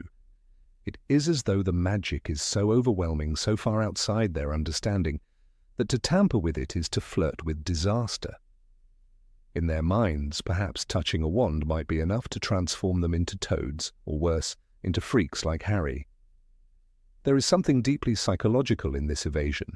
Vernon Dursley, for all his bravado and bullish behaviour, is a man driven by terror. Terror of what others might think. Terror of the unfamiliar. Terror of magic. His refusal to touch the magical objects may stem from a primal belief. If you ignore it, maybe it will go away. Petunia, too, carries a similar trauma. Her jealousy and bitterness toward her sister Lily are laced with a fear of being unworthy, of being left behind. Handling Harry's magical things would mean confronting the very thing that stole her sister away and stained her own soul with envy. In Harry Potter and the Order of the Phoenix, when Harry returns to Privet Drive after a harrowing year, the trunk is mentioned again. He drags it up the stairs, struggling with the weight. The Dursleys do not help, nor do they stop him. No one checks what he's brought. This is a household where Dudley once received 37 birthday gifts and threw a tantrum because there weren't 38, and yet no one seems concerned about the magical candy stashed between school robes, chocolate frogs leaping out of corners, or every flavour beans threatening to mimic real pepper spray. Why such indifference? Perhaps because, for all their hatred, the Dursleys feared Harry more than they hated him. Not Harry the boy, but Harry the wizard. The moment Hagrid arrived and bent Vernon's rifle into a knot like a straw, their control began to unravel. Hagrid's thunderous presence shook the foundation of their belief that magic was nonsense. In that instant, Vernon's perception shifted. He understood he was dealing with a power that didn't obey logic, didn't bend to discipline, and couldn't be silenced with a belt or broomstick. In that same moment, Petunia, who'd lived with her magical sister, knew that resisting magic was like trying to unmake the wind. The fear lodged itself deeper. From that day forward, the Dursleys' treatment of Harry evolved not into compassion, but into an uneasy truce. They would allow the magic to exist so long as it stayed sealed in his room. The trunk became a cursed box in their minds, and they dared not open it lest something unspeakable crawl out. There's also the matter of Dumbledore's looming presence. The howler that explodes in the Dursleys' kitchen in Order of the Phoenix is a reminder that they are not alone. Dumbledore's silent watch, the threatening tone of his letter in Philosopher's Stone, "We have eyes everywhere," created an invisible fence. The Dursleys might not have known the rules of the magical world, but they understood that breaking certain boundaries, like tampering with Harry's trunk, could bring consequences too horrible to imagine. In their ignorance, they may have imagined the trunk was hexed, cursed, or booby-trapped. There's poetic irony in the way Vernon treated the cupboard under the stairs as a prison for Harry, and later the cupboard under the stairs becomes the hiding place for his trunk.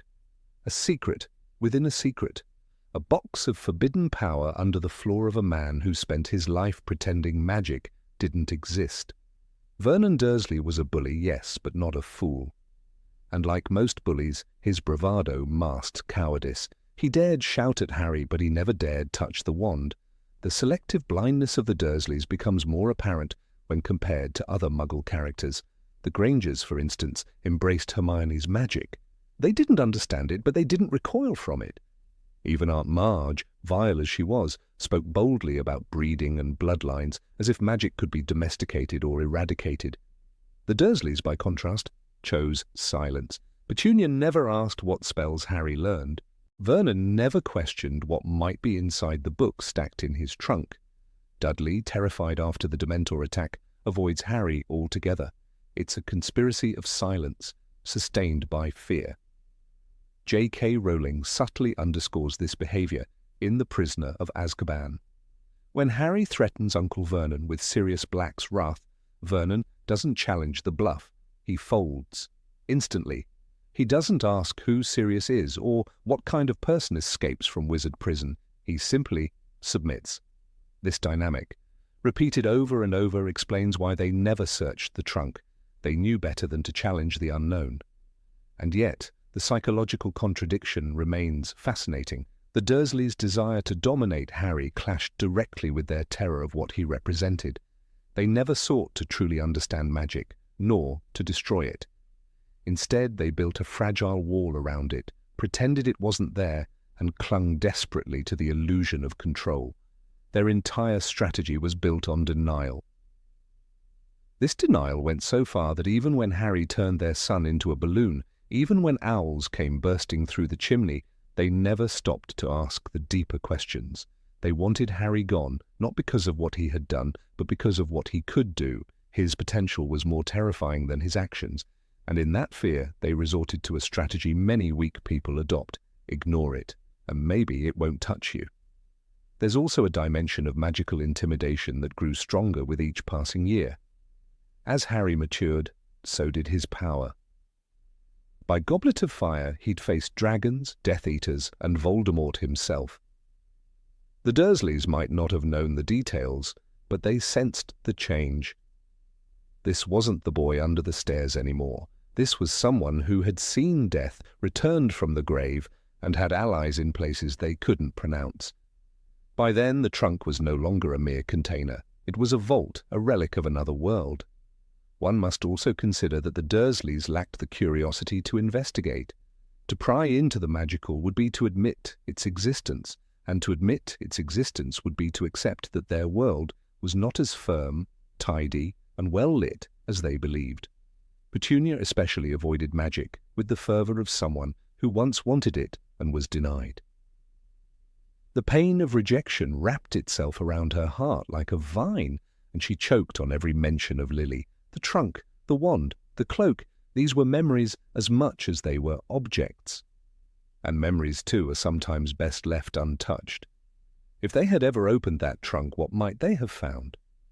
A shard of mirror that showed the face of a long-dead godfather, a marauder's map alive with footsteps and secrets, a robe stitched with enchantments, letters from friends long gone, maybe even the Remember-all Neville lost, tucked into a forgotten corner.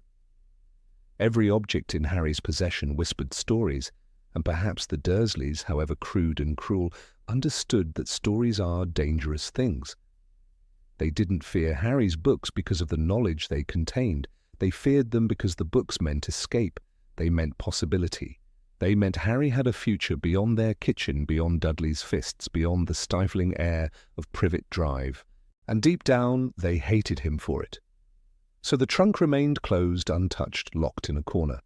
Not because the Dursleys trusted Harry, not because they forgot, but because, In their narrow world, it was the only way to survive the unbearable truth that magic exists and they had no power over it. Number 22. Why didn't they take away Harry's owl?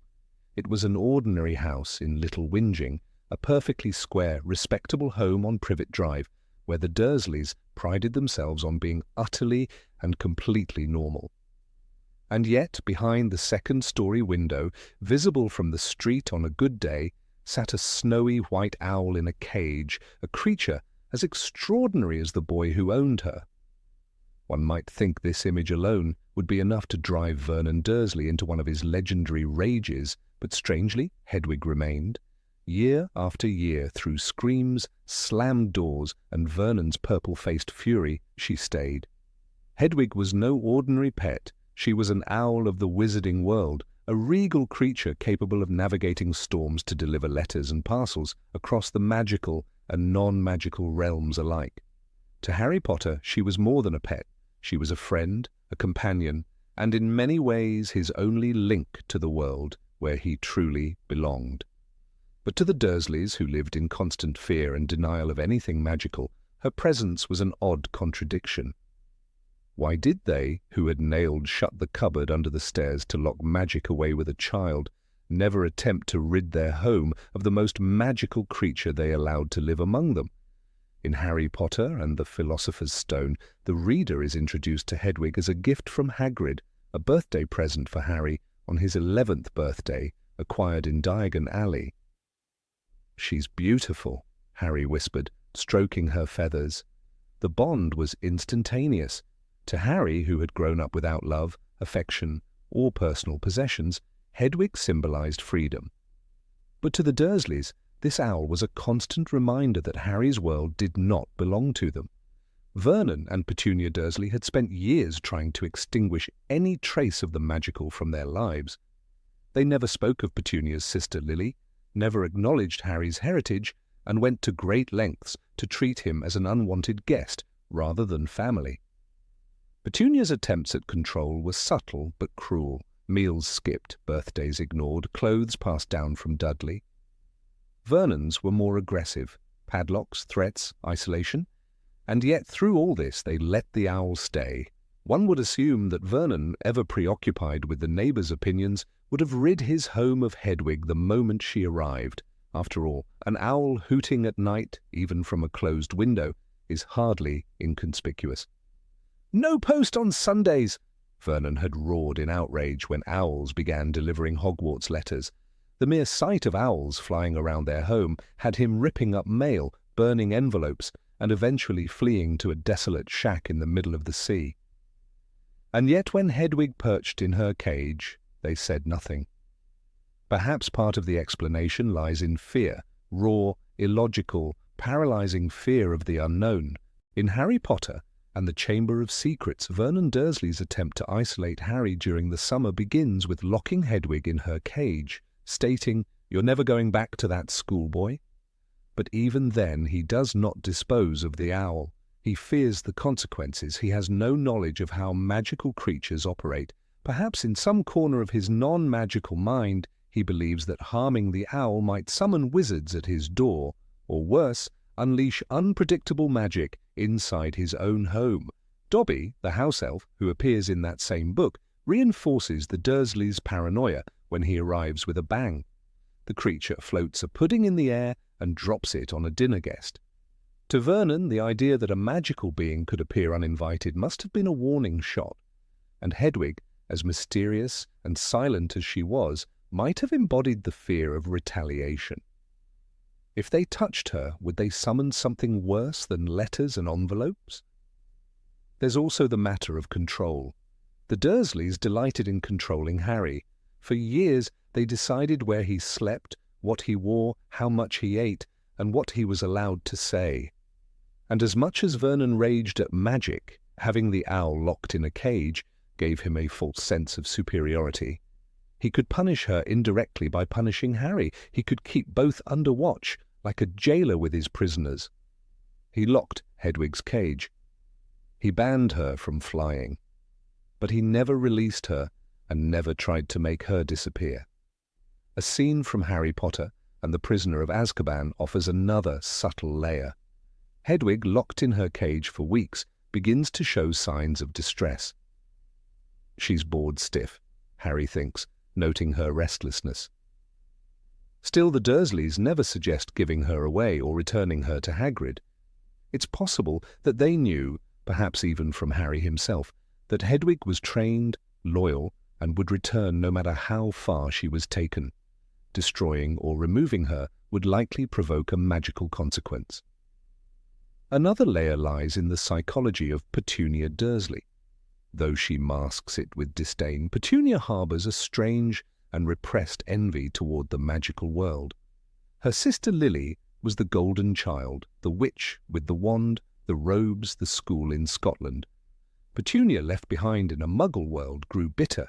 She tried to erase it all from her life, but Hedwig was a direct link to her sister's world. A white owl, intelligent and regal, symbolized everything she tried to forget. Perhaps letting Hedwig remain was a quiet, guilty surrender, an unspoken acknowledgement that magic had won. Dudley Dursley, too, offers an odd silence about Hedwig. While he mocked Harry for his scar, his lack of presence, and his second-hand clothes, he never seemed to taunt him about the owl. This may be because Hedwig wasn't like other pets. She didn't beg for attention or bark at visitors. She stared, quiet, piercing, observant. Owls are ancient symbols of wisdom and mystery. Perhaps even Dudley, despite being a spoiled and brutish child, felt a chill when her eyes followed him from the cage. In Harry Potter and the Order of the Phoenix, during one of the most hostile summers Harry spends at the Dursleys, Vernon tries to shout Hedwig down. She screeches and flaps her wings while locked up, frustrated by her confinement. Vernon yells, "Shut that ruddy bird up!" but he does nothing more. His anger peaks, but still, Hedwig remains untouched. By then, perhaps even the Dursleys realized that Hedwig was not just a bird, but a line of communication. If something happened to her, Harry might vanish, or worse, someone from his world might come to investigate. The arrival of magical visitors likely strengthened the Dursleys' cautious tolerance. When Arthur and Molly Weasley visit in Goblet of Fire, their home is magically expanded and a roaring fire erupts from the fireplace. When Albus Dumbledore himself enters their living room in Half-Blood Prince, he paralyzes them with a flick of his wand and helps himself to a drink. Each of these encounters left the Dursleys rattled. They learned that their nephew was connected to powerful, unpredictable people. And Hedwig? She was part of that world. It is also possible that, in the deepest part of their minds, the Dursleys began to realize Harry wasn't going anywhere. He returned every summer, stronger, taller, and more confident. By the time he was 15, his godfather was a wanted man. By the time he was 16, he was being protected by the Order of the Phoenix. Perhaps Vernon understood Hedwig was not the threat, she was the warning, a symbol that Harry was watched, valued, and protected. The owl's nature also made it difficult for them to act. She was not a noisy dog or a scurrying rat. She was silent most days, elegant, even majestic. She had presence. Removing her would take effort. What would they do? Sell her to a pet shop? Release her into the wild? Hedwig was no ordinary animal. They didn't know how to handle her. The safest option was to do nothing. More curiously, Hedwig often disappeared on her own. She flew at night, delivering letters, gathering news. For much of the year, she wasn't even in the house, and when she was often locked in her cage, out of sight, out of mind. For people like the Dursleys, denial was a fortress. If they didn't see her, she didn't exist. The death of Hedwig in Deathly Hallows shattered more than Harry's heart. It was the symbolic end of his childhood. In that instant, the last fragment of his innocence, his first connection to magic, was torn away. But before that final moment, she had lived through years in a house where she should not have survived, and somehow, through a storm of hatred, she remained. So why did they never get rid of her? Because Hedwig wasn't just an owl. She was a ghost, a guardian, a witness. She represented magic in its purest form, silent, graceful, and impossible to eliminate. The Dursleys, for all their cruelty, were cowards at heart. They knew it was easier to ignore her than to provoke what they didn't understand. She was the snow-white flame flickering in the shadows of their denial, and even they dared not snuff her out. Number 23, why did they keep driving Harry to the train station? Every September, like clockwork, Vernon Dursley pulled the car out of the driveway at number 4, Privet Drive, and begrudgingly transported Harry Potter to King's Cross Station. This seemingly routine action carries within it one of the strangest contradictions in the entire Harry Potter series. For a family so adamantly opposed to anything magical, for people who winced at the mere mention of the word Hogwarts, why did they comply so consistently with delivering the boy they despised into the arms of a world they feared? Vernon Dursley, a man obsessed with normality, had every reason to avoid King's Cross on September 1st. The place was thick with students in strange robes, owls hooting from cages, and parents who looked like they belonged in a medieval play rather than modern Britain. His discomfort wasn't mere imagination. Every visit was a stab into a world he tried so hard to ignore. In Philosopher's Stone, he complained bitterly about taking Harry to the station. Funny way to get to a wizard's school, the train. Magic carpets all got punctures, have they? Yet there he was, grumbling behind the wheel year after year. Why did Vernon and Petunia agree to this annual humiliation? They had demonstrated an astonishing capacity for cruelty and neglect. They locked Harry in a cupboard, let Dudley punch and tease him, and punished him for things he couldn't control. When letters from Hogwarts began flooding their home, they fled to an island lighthouse to escape them. They were willing to abandon all logic just to prevent Harry from becoming a wizard.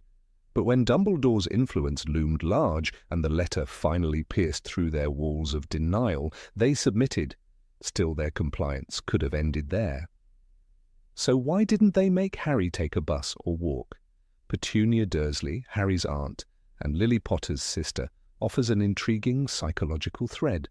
Her hatred of magic was not rooted solely in fear, but in jealousy and betrayal. She had once written to Dumbledore herself, asking to be allowed into Hogwarts. When Lily was chosen instead, Petunia turned her bitterness inward, cultivating an identity as a proud, magic-hating housewife. Yet Petunia understood the weight and reach of the magical world better than Vernon ever could. Her connection was personal. Perhaps deep down, in the quiet recesses of her heart, there was a flicker of guilt. Perhaps she drove Harry to the station not because she wanted to, but because she knew, more than Vernon ever would, that to obstruct Harry's return to Hogwarts could be dangerous. Dumbledore's presence, though often indirect, was not a passive shadow in the Dursleys' lives. His warning in Philosopher's Stone that Harry must remain in their home until he comes of age was not a suggestion, but a decree. Dumbledore's magic protected Harry, and by extension, them. There's reason to believe the Dursleys feared repercussions from that old man in half-moon glasses. They may not have understood the nature of magical oaths or blood wards, but they understood power. And Dumbledore's power, no matter how politely it was veiled, frightened them. This fear is confirmed in Half-Blood Prince, when Dumbledore himself visits the Dursleys to discuss arrangements for Harry. Petunia's face drains of colour at the mere sight of him. Dumbledore doesn't yell or threaten. He doesn't need to. His words are precise and loaded. "You did not do as I asked. You have never treated Harry as a son." Vernon blusters, but Petunia knows her silence is deafening. It's in moments like these we see that they weren't just being cruel. They were also deeply afraid of what might happen if they refused to comply. Still, that fear alone doesn't paint the full picture. If the Dursleys were motivated purely by survival, they could have dropped Harry off at a random corner and washed their hands of the whole affair. Instead, they navigated to King's Cross, waited with him, and even endured the sight of Harry walking through a wall. This regularity implies something else, perhaps an unconscious ritual, a way of marking the boundaries of their responsibility. By driving Harry to King's Cross, they could assure themselves that the next 10 months would be blissfully free of abnormality. It became a sort of annual cleansing. The closer they came to platform 9 3/4, the closer they were to shedding the burden they had inherited. Dropping him off wasn't an act of kindness, it was an act of relief. It was the only time of year the Dursleys could watch the boy vanish into thin air and believe, if only for a moment, that the problem was gone. In Chamber of Secrets, Vernon is especially vocal about his irritation when Harry asks for a ride. "You're not going," he snaps, but Petunia reminds him they'd already agreed. There's a brief moment of hesitation, a flash of internal tension. Vernon's pride wants to resist, but some deeper instinct, perhaps even a recognition of magical authority, pulls him back into line. He finally relents. And once again, they pile into the car and head toward the station. Even Dudley, the coddled prince of Privet Drive, is occasionally dragged along for the ride. This decision, too, seems odd. Why expose their son to the very thing they despise? Perhaps it was to show him, to prove that Harry belonged to a different world, that he was other. In that sense, the journey became a form of contrast, a visual confirmation that Dudley was normal and Harry was not. For a family obsessed with image and reputation, this reminder served to reinforce their own narrative. But more than anything, the car rides to King's Cross reveal the limits of the Dursleys' hatred. They were cruel, yes, but not monstrous. Their abuse was real, but it operated within boundaries. When push came to shove, they chose compliance over rebellion. This distinction is subtle but important. It shows that their actions were born of fear, prejudice, and insecurity, not pure malice. And within that gap lies the paradox of their behavior. Take, for instance, the events of Goblet of Fire. Harry returns from the Quidditch World Cup, and the Dursleys are furious, especially since Fred and George leave a Tung toffee for Dudley. Yet even after this humiliating prank, Vernon still takes Harry to the station. One might expect him to forbid Harry from ever seeing a wizard again. Instead, he keeps his anger to seething glares and clenched fists. The journey continues uninterrupted. There is something mechanical about their participation, as though over time the act of driving Harry to the station became ingrained, a duty reluctantly accepted. Much like an unwelcome chore, they might detest it, but they know it must be done. In that sense, the Dursleys become accidental participants in the preservation of Harry's destiny. Unwitting guardians of a future they fear, but cannot alter. It's possible, too, that Harry's presence unnerved them less when he was leaving rather than arriving. As long as he was disappearing into the train, as long as the door closed behind him, they could breathe. The ride to King's Cross might have been more for themselves than for him, a ritual of exorcism. Each year, Vernon grumbled, but his hands stayed on the wheel. The most fascinating part of this routine is how deeply it contrasts with their early behavior. When Hagrid appeared on the hut on the rock in Philosopher's Stone, Vernon reached for a gun. He was ready to use violence to prevent Harry from entering the magical world. But within a year he was ferrying Harry directly to its doorstep. What changed? The answer may lie in control. In that first year, the Dursleys still believed they could prevent the inevitable, that if they tried hard enough, they could shape Harry into something normal. But once that illusion shattered, they shifted tactics. They chose containment over resistance. They would not embrace the magical world, but they would not challenge it either. In this, their behavior mirrors that of many people faced with overwhelming change. They chose to survive, to endure, and to go through the motions.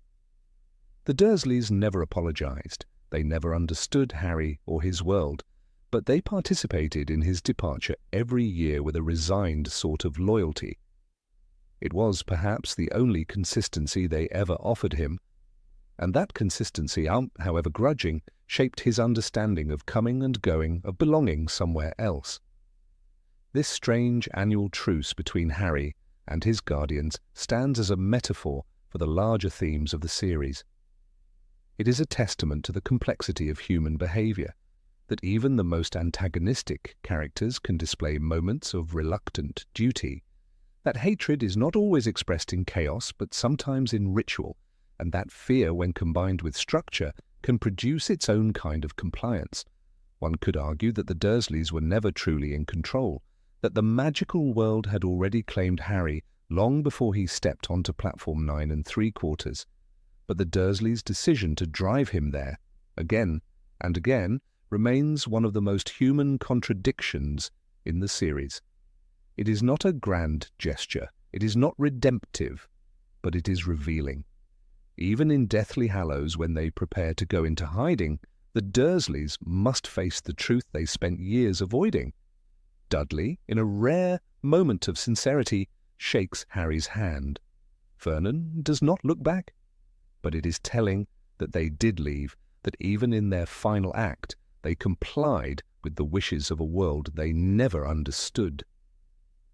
Just as they had driven him to the station all those years, they now drove away from danger, trusting in the same unseen forces. The image of a car pulling away from Privet Drive, the child in the back seat, the station looming in the distance. It's a quiet thread that runs through the series like a heartbeat. It is not magical, not epic, not heroic. But it is real. And in a story filled with dragons, curses, and prophecy, perhaps that small paradoxical act of reluctant obedience says more than any spell could. Number 24. Why didn't they read Harry's letters? Of all the peculiarities that define the Dursley household, one of the most overlooked is their puzzling indifference to the letters Harry received from the magical world. For a family so consumed by appearances, order, and normalcy, it is nothing short of baffling that they rarely, if ever, intercepted or read the many letters that found their way to their nephew. The Dursleys had built their lives around suppressing any trace of the extraordinary, yet they seemed to ignore the most obvious avenue through which magic still entered their home. Parchment envelopes addressed in emerald green ink, sealed with wax, and delivered by owls. Vernon Dursley, with his thick moustache bristling at the mention of anything remotely unnatural, had made it his mission to isolate Harry from the world to which he belonged. In Harry Potter and the Philosopher's Stone, he even went so far as to burn the boy's first Hogwarts letter and escape with his family to a remote shack in the sea. "No post on Sundays," he declared, as if divine law would protect them from the tenacity of the wizarding world. But that was when the letter was meant to inform Harry about Hogwarts. Once Harry became a student, the urgency seemed to fade, and with it, their interest. After that chaotic first summer, the Dursleys stopped trying to block magical correspondence. They grumbled when an owl arrived, they huffed and barked, but they never opened the envelopes. This restraint is strange when one considers Vernon's obsession with knowing everything under his roof. He once installed a cat flap in the door of Harry's cupboard just to monitor his meals. Yet when Ron Weasley's letters arrived, sometimes covered in smudged ink or odd magical scents, the man didn't even raise an eyebrow. It wasn't just a one-time occurrence. Over the years, Harry received letters from Ron, Hermione, Hagrid, and even Professor Dumbledore himself. These weren't occasional birthday cards. They were messages that could easily contain spells, instructions, or revelations about things Vernon Dursley had no control over.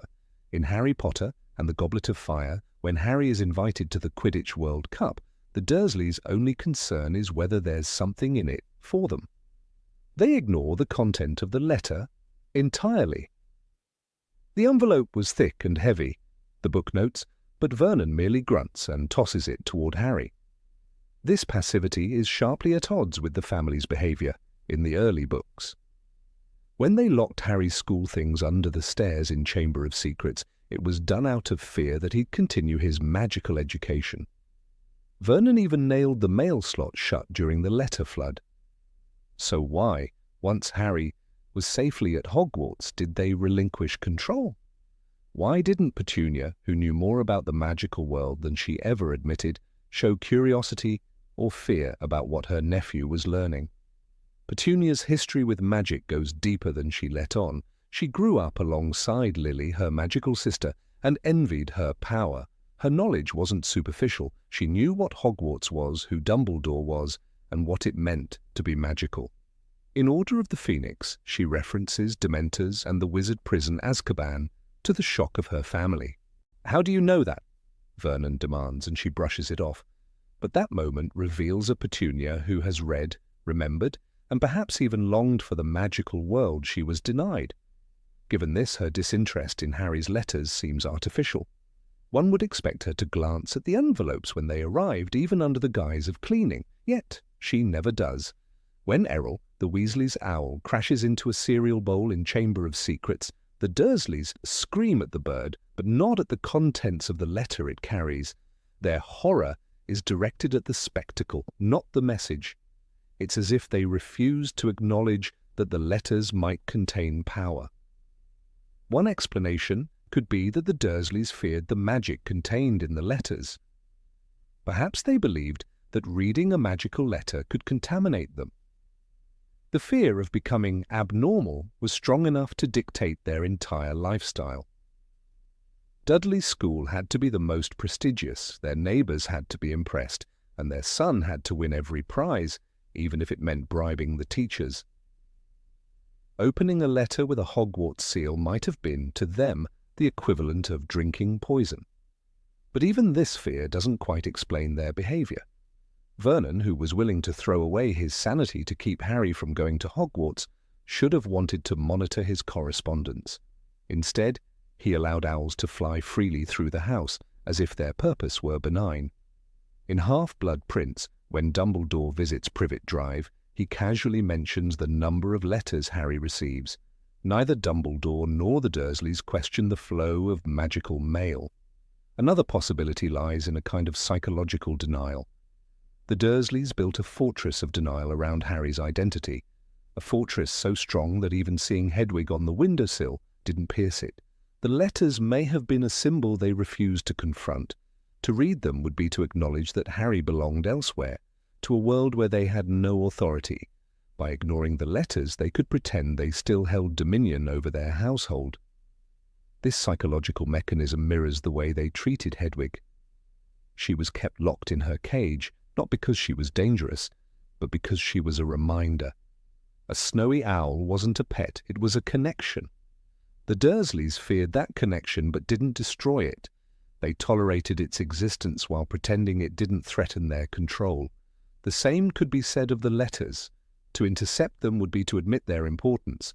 Ironically, the only time they do interfere with magical mail is when it serves their own interests. In Goblet of Fire, when a letter from Mrs. Weasley arrives, along with a note that reads, "You can come to the Quidditch World Cup. Hope to see you there," Vernon initially refuses. But then he notices the attached letter mentions that the Weasleys will be picking Harry up in a car. Vernon reconsiders, calculating how to profit from the situation. He can go, he declares, but only after securing a promise that the Weasleys would take Dudley's tongue along with Harry's body if anything went wrong. This transactional behaviour highlights what really motivated the Dursleys. They didn't care about the content of Harry's magical life unless it affected them directly. Letters from Hogwarts were his burden, his contamination, and as long as it remained in his room, they were content to ignore it. It was a way of walling off his world from theirs, of keeping the infection quarantined. Yet even this wall wasn't perfect. In Order of the Phoenix, when Harry is visited by Dementors in Little Whinging and subsequently receives a letter of expulsion from the Ministry, the Dursleys don't open it. Harry reads it aloud, and only then does Vernon react with horror. "Expelled?" he bellows. But that reaction is to Harry's behaviour, not the letter itself. He doesn't ask for the letter, he doesn't read the parchment. He just hears the word and explodes. It's also possible that the Dursleys didn't think they had the right to open Harry's letters, not because they respected him, and they didn't, but because the magical world had demonstrated that it wouldn't be stopped. After their failure to block Harry's Hogwarts letters in Philosopher's Stone, Vernon might have concluded that meddling only brought chaos. Owls bombarded the house, letters flew through chimneys, the house was under siege. Perhaps he made a silent truce with the magical world. "You can have him as long as you leave us alone." Still, this passive tolerance is not typical of Vernon's character. He is a man who complains about everything: traffic, neighbours, even the weather. The fact that he didn't rant about Harry's magical friends or demand to know what messages were being sent is out of character. It hints at something deeper, a sense of defeat. The Dursleys lost the war for Harry's soul the moment he stepped onto platform 9 3/4, and perhaps at some level they knew it. That knowledge may have led them to retreat into apathy. They couldn't control Harry's school, his teachers, or the monsters he faced, but they could control their silence, their refusal to ask questions, their determination not to know. In a world where owls talk and letters shout, ignorance was their last weapon. But it is a strange weapon, one that conflicts with their earlier obsession with micromanagement. The same people who counted Dudley's birthday presents and banned the use of H words, Hogwarts, Hagrid, Harry's heritage, suddenly became indifferent to who was sending their nephew mail. This inconsistency is jarring and perhaps even intentional. J.K. Rowling may have used it to reflect the Dursleys' slow, subconscious acceptance of defeat. Petunia's silence is the most haunting. She, more than Vernon, knew what Harry's letters might contain. She had once written a letter herself, a pleading request to be allowed into Hogwarts. Dumbledore declined, but he never forgot. In Deathly Hallows, he tells Snape, "She wrote to me." Petunia's resentment was rooted not only in fear, but in rejection. And perhaps the reason she never opened Harry's letters was because each envelope reminded her of the letter she never received. The Dursleys' decision not to read Harry's correspondence was a blind spot, an anomaly in their otherwise meticulous control. It was uncharacteristic, illogical, and yet revealing. In choosing not to read the letters, they were not just avoiding magic. They were admitting silently and shamefully that magic had already won. Number 25. Why didn't they use Harry as a lesson for Dudley? Vernon and Petunia Dursley, residents of number 4, Privet Drive, were not the kind of people who left things to chance. They believed in structure, rules, and maintaining the illusion of a perfectly normal life. Their son Dudley, a round boy with a loud voice and a voracious appetite, was the epicenter of their carefully curated world. And then, in the cupboard under the stairs, there was Harry, skinny, messy-haired, bespectacled Harry. A boy they never wanted, never asked for, and yet couldn't get rid of. What puzzles many readers of Harry Potter and the Philosopher's Stone is the curious way the Dursleys chose to raise their son Dudley alongside Harry. Not with sympathy, of course. The Dursleys had no affection for their nephew, but with a peculiar silence about who he really was. They loathed Harry and everything he represented. They dreaded his abnormality, as they called it, yet they never weaponized it against Dudley as a warning or deterrent. That's the contradiction that begs exploration. In the early chapters, J.K. Rowling paints Dudley Dursley as a boy indulged beyond reason. He screams when he wants something, breaks toys and expects replacements, and counts his birthday presents with the mathematical precision of a spoiled prince. Petunia and Vernon cater to every tantrum, every complaint. They mold Dudley into an image of what they believe a successful, normal boy should be: loud, brutish, selfish. In contrast, Harry is forced to live in a cupboard where Dudley's oversized hand-me-downs and is blamed for every unexplained occurrence. It's clear the Dursleys wanted Harry to be invisible, to exist as little more than a shadow in their home. And yet, for all the cruelty they inflicted upon Harry, the Dursleys never used his strangeness to control Dudley. They never said, "Behave or we'll send you to Hogwarts like Harry." They never said, "If you're bad, you'll end up in a cupboard too." That silence is curious. In a household so focused on appearances and discipline, Harry would have made an ideal cautionary tale. He could have been the bogeyman in Dudley's bedtime stories, but he wasn't. Instead, the Dursleys built a wall of silence around magic itself. When Harry's hair grew back overnight after Aunt Petunia tried to cut it, they punished him without acknowledging the obvious. When he appeared on the school roof after fleeing Dudley's gang, Vernon turned purple with rage but offered no explanation. The more Harry's powers revealed themselves, the more desperately they clung to the lie that he was just a freak, nothing more. In Philosopher's Stone, the text notes, "The Dursleys had a very small son called Dudley, and in their opinion there was no finer boy anywhere. This wasn't merely pride, it was a delusion, a defense mechanism, a refusal to acknowledge any flaw in their parenting. To use Harry as a warning would require acknowledging his difference, and worse, its power. And that was something Vernon and Petunia could not stomach. For Petunia, the sister of a witch, magic was a family shame. She had spent her adult life scrubbing away the memory of her sister Lily's talent, pretending it never existed. Her obsession with normality was more than snobbery, it was psychological armor. To admit that Harry was a wizard would mean reopening old wounds, feelings of inferiority, jealousy, betrayal. She had spent years crafting a life where magic had no place. To point at Harry and say, "Don't be like him," would be to admit what he was. Vernon, on the other hand, feared magic in a more visceral way. He hated the lack of control, the unpredictability. He ranted and barked, tried to dominate Harry with volume and threats.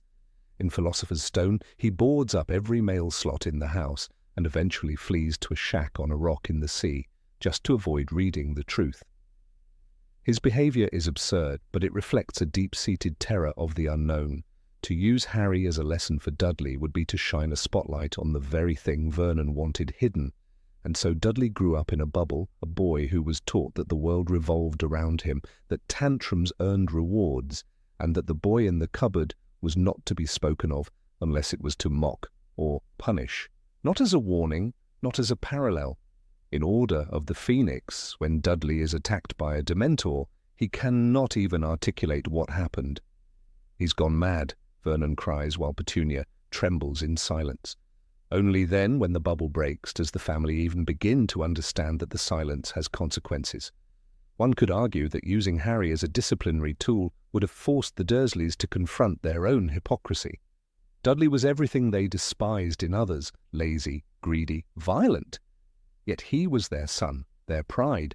To compare him to Harry, to say, "Look what happens when you're not good," would expose the flaws in their parenting. It would reveal that Dudley was not in fact perfect. And that was something they could not bear. There's also a psychological principle at play. For the Dursleys, Harry wasn't just a burden, he was a threat to their worldview.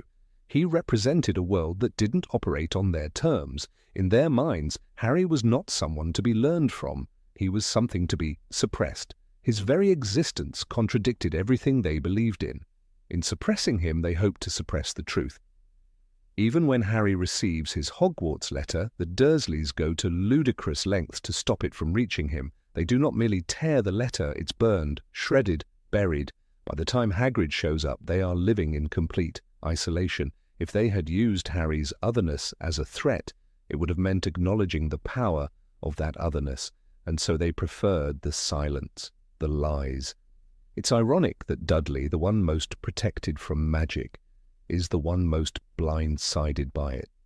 In Goblet of Fire, when he drops a Tongue toffee given by Fred and George, his tongue swells to the size of a python. His parents react not with caution, but with outrage, blaming Harry and refusing to consider the lesson. It's a moment of chaos that could have prompted change, but again, the Dursleys retreat into denial. Their method was not to correct Dudley's behavior, but to accommodate it. They added more presents, more food, more indulgence. In contrast, every misstep by Harry, real or imagined, was met with punishment. In Philosopher's Stone, Harry is locked in the cupboard after a haircut incident he can't explain. "There's no such thing as magic," Vernon snarls even as the evidence piles up. So why didn't they point to Harry and say, "Don't end up like that"? Perhaps because they knew deep down that Dudley already was. He was cruel, selfish, and entitled. Not in spite of their parenting, but because of it. Using Harry as a warning would have forced them to reflect on their own failures. It was easier to pretend Harry was the problem. The Dursleys weren't merely bad people. They were willfully ignorant. They didn't want to raise a good child. They wanted to raise a child who reflected them, who justified their choices. Harry, the orphan, the unwanted guest, the boy from the cupboard, reminded them of everything they couldn't control. To use him as an example would be to admit that control was an illusion. By the time Harry reaches 11, the damage is done. Dudley is a bully, used to power and manipulation. Harry, despite his mistreatment, has developed a resilience and moral compass that Dudley lacks. At the station platform, when Hagrid mentions Hogwarts, Dudley is bewildered. He has never heard of it. "What's that, some kind of school?" he asks. And that's when it becomes clear. The Dursleys didn't just hide Harry's heritage from Dudley, they denied its very existence. It is a unique cruelty, this silence. To leave Dudley in ignorance, not only of magic, but of consequence, was to rob him of context. He never understood why Harry was treated differently. He never saw himself as a foil. He simply believed he was better, and the world indulged him in that belief, until the silence broke. Years later, in Deathly Hallows, we glimpse a different Dudley. He shakes Harry's hand, he thanks him. Something has shifted. We're not told exactly when the change occurred, but perhaps it began when he realized that Harry wasn't the villain, that silence does not equal truth, that love is not measured by absence. The Dursleys' failure wasn't just in how they treated Harry, it was in how they raised Dudley. They chose denial over dialogue, control over compassion. And in doing so, they lost the chance to teach their son the most valuable lesson of all, that difference is not danger, and that fear is no substitute for truth. In the end, Harry survives not because of the Dursleys, but in spite of them. Dudley, too, begins a slow redemption. But one can't help but wonder, how different might things have been if Vernon and Petunia had faced the truth early on? If they had said, "This is what happens when you lie, this is what happens when you fear the unfamiliar." Perhaps then Harry would not have grown up in silence. Perhaps Dudley would have grown up knowing more than just what he was told. And perhaps in the quiet spaces between cruelty and ignorance, there could have been something resembling understanding. But the cupboard door remained closed, and so did their minds. Number 26. Why weren't they afraid of Voldemort? Of all the strange inconsistencies in the world of Harry Potter, few are as quietly unsettling as the Dursleys' indifference to the name Lord Voldemort. When the first letter from Hogwarts arrives at number 4, Privet Drive, addressed to Harry in the cupboard under the stairs, Vernon Dursley rips it up with the same irritation one might show to a piece of junk mail. But this isn't just a school acceptance letter, it is a harbinger of a dangerous world, a signal flare from the magical universe screaming that something enormous surrounds the boy they've raised. The Dursleys, however, remain unmoved, even when Hagrid thunders into their shack on the rock and declares Harry to be the boy who lived. Vernon and Petunia exhibit not awe, not fear, but disdain. To understand this strange absence of fear, one must remember that the Dursleys were not ignorant. Petunia Evans Dursley, though a muggle, had lived her life in the shadow of magic. Her sister Lily was a witch. Petunia had watched her parents dote on Lily's gifts, had grown up resenting the mystery, the attention, and the rupture it caused between them. She may have turned away from the magical world, but she never forgot it. When she heard the name Voldemort, she knew exactly who he was. She had lived through the terror of his rise, seen the fear in her sister's letters. Yet she chose to bury it deep beneath the concrete of resentment. There's something pathological in the Dursleys' denial, as if magic itself is not merely a fantasy but an illness, something shameful and dirty. When Dumbledore leaves Harry on their doorstep, wrapped in a blanket with a letter tucked between his folds, Petunia understands what this means. She knows her sister is dead, she knows the cause, and she knows that the child in her arms is not just an orphan but a living artifact of that war. Yet the very next day, she does not speak of it. Not to Vernon, not to Dudley, not even to herself. She never explains to Harry the truth about his parents' death, and when the time comes, she clings to the lie that they died in a car crash. The Dursleys do not fear Voldemort for the same reason a child might not fear a storm he's never seen. Denial, a conscious rejection of all evidence. Fear, true fear, requires acknowledgement. But to the Dursleys, acknowledgement would be defeat. It would mean accepting that their world, orderly, dull, suburban, can be intruded upon by darkness. Vernon builds his life around structure: business hours, golf on Sundays, dinner at 6. Magic is chaos, and Voldemort? Voldemort is the ultimate chaos. It is far easier to pretend he does not exist. When Hagrid tells them, "You know who killed him," and this is the real mystery of the thing, "He tried to kill you too. Wanted to make a clean job of it, I reckon." Vernon tries to block it out. He does not respond with horror, only fury. He shouts that he will not tolerate that word in his house. Not because he fears it, but because he wants it silenced. There's a disturbing power in this belief that if something is not spoken, it cannot be real. This delusion reaches its peak in the Order of the Phoenix, when the threat of Voldemort's return becomes undeniable. The wizarding world is in chaos, people are dying, and yet the Dursleys never once consider that this danger might reach them. They don't ask Harry about the news, They don't question the flurry of owls or the scars that deepen across Harry's face. Their silence is not born from ignorance, but from fear, twisted into contempt. It is easier for them to hate Harry than to face the truth that he represents. Petunia, perhaps, provides the most revealing moment. In Half-Blood Prince, when Dumbledore arrives to collect Harry for the summer, Petunia remains stiff and cold, even as Dumbledore reminds her of the letter he left on her doorstep. There is a flicker in her eyes, a momentary collapse of the facade, but it vanishes. "We have never been a part of your world," she says sharply. "We never will be." Yet the truth is, she always was. Her refusal to fear Voldemort is not bravery, it's a wall she built out of envy and grief. It is important to remember that Voldemort's terror campaign in the First War was not limited to wizards. He and his Death Eaters murdered Muggles too, for sport, for ideology. If Petunia had truly grasped this, she might have been more careful. But she didn't want to understand. To understand would mean accepting that her sister had died for something, that Harry had survived something, and that this something might one day return. The Dursleys' life philosophy is rooted in suppression. They suppress magic, emotion, curiosity. Dudley is raised to believe the world exists to please him. Any deviation is met with anger. When Harry receives his Hogwarts letter, Vernon drives the family across the country to avoid it.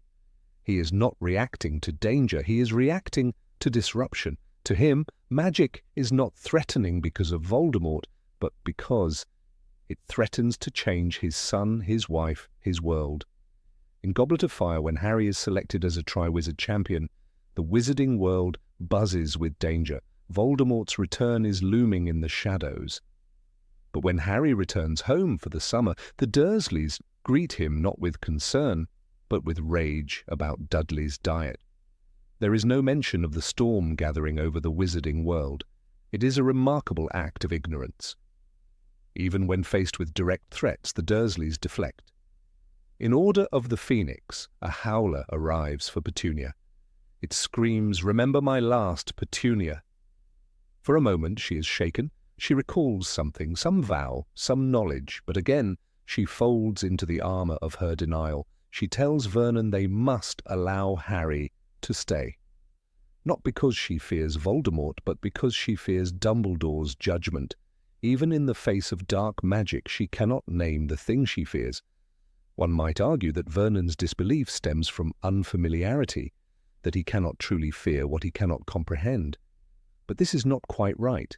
Vernon knows enough to fear Dumbledore. He knows enough to slam the door on any mention of the magical world. But Voldemort? He dismisses him as a phantom, a relic of stories he doesn't believe in. He mocks Harry when he talks about the return of the Dark Lord. It's not that Vernon doesn't fear Voldemort, it's that he refuses to believe he exists. There's a strange irony here. The Dursleys are safer because of the thing they ignore. Harry, as long as he lives under Petunia's roof, is protected by ancient magic, Lily's sacrifice sealed by blood. The one thing keeping Voldemort from killing Harry is the fact that Petunia shares his blood. The Dursleys, so repulsed by magic, owe their lives to it. This irony is most bitterly exposed in Deathly Hallows. When the Order of the Phoenix comes to move Harry from Privet Drive, they arrive with brooms, thestrals, and the full weight of the war behind them. They are ready to lay down their lives for Harry, for the Dursleys. And yet the Dursleys remain awkward, uncomfortable, ungrateful. Dudley manages a feeble farewell. Vernon and Petunia do not. They cannot bring themselves to admit that they owe their safety to the world they've spent their lives scorning. The Dursleys' logic, then, is not logic at all. It is a brittle wall of routine, prejudice, and fear masquerading as control. They fear losing the world they understand more than they fear the unknown. And Voldemort, terrifying, inhuman, deathless, is the ultimate unknown. So they erase him. Not by magic, not by strength, but by pretending he was never real. What makes their denial so eerie is its realism. In the real world, people often respond to danger not with action, but with apathy. Not because they are brave, but because they cannot process the magnitude of what they are facing. The Dursleys are not villains in the traditional sense. They are cowardly, petty, small people. But their reaction to Voldemort is deeply human. In the end, their greatest crime is not hatred, but blindness. They do not fear Voldemort because they cannot imagine a world in which he has power over them. Their privilege, Muggle, middle class, English, makes them believe they are safe. And perhaps that is the most dangerous belief of all. Because Voldemort does not care if you believe in him. He will come all the same. So the boy in the cupboard grows up with scars invisible to the eye. Not just the one on his forehead, but the wounds of being raised by those who refuse to acknowledge what he is. The Dursleys do not fear Voldemort, but they fear what Harry represents, a bridge between two worlds. And in their fear they turn away from truth, from compassion, from reality itself. They fear not the Dark Lord who murdered his parents, but the light that survived him. And that perhaps is the most tragic irony of all. Number 27. Why didn't they demand money for raising Harry? It seems almost impossible to imagine that Vernon and Petunia Dursley, so firmly rooted in their narrow, self-centered existence on Privet Drive, never once attempted to profit from the one boy they loathed above all, Harry Potter. Their cruelty was not subtle. From the moment they took him in, they treated him as a burden, a blot on their otherwise perfectly normal lives. And yet, despite every insult they spat, every cupboard door they slammed shut, and every birthday they ignored, they never did what might have seemed the most logical course of action for people like them. They never demanded money from the magical world for raising him. Vernon Dursley was a man driven by material success. Director of a drill company, proud owner of a new company car, a man who bragged about his important business dinners and his firm's quarterly profits. He lived for numbers and appearances. His love of order and disdain for anything unexplainable were perhaps only matched by his love of money. And yet he allowed a child to live under his roof for 11 years without even inquiring whether that child came with some form of inheritance or monthly stipend. Petunia, no less preoccupied with appearances and harbouring a deep-rooted jealousy of her magical sister Lily, was obsessed with ensuring that her own child Dudley had more than enough of everything. Why then did she allow a boy she clearly detested to live in their home, eat their food, however meagre his portions were, and wear out Dudley's cast-offs without at least attempting to send an invoice to Hogwarts?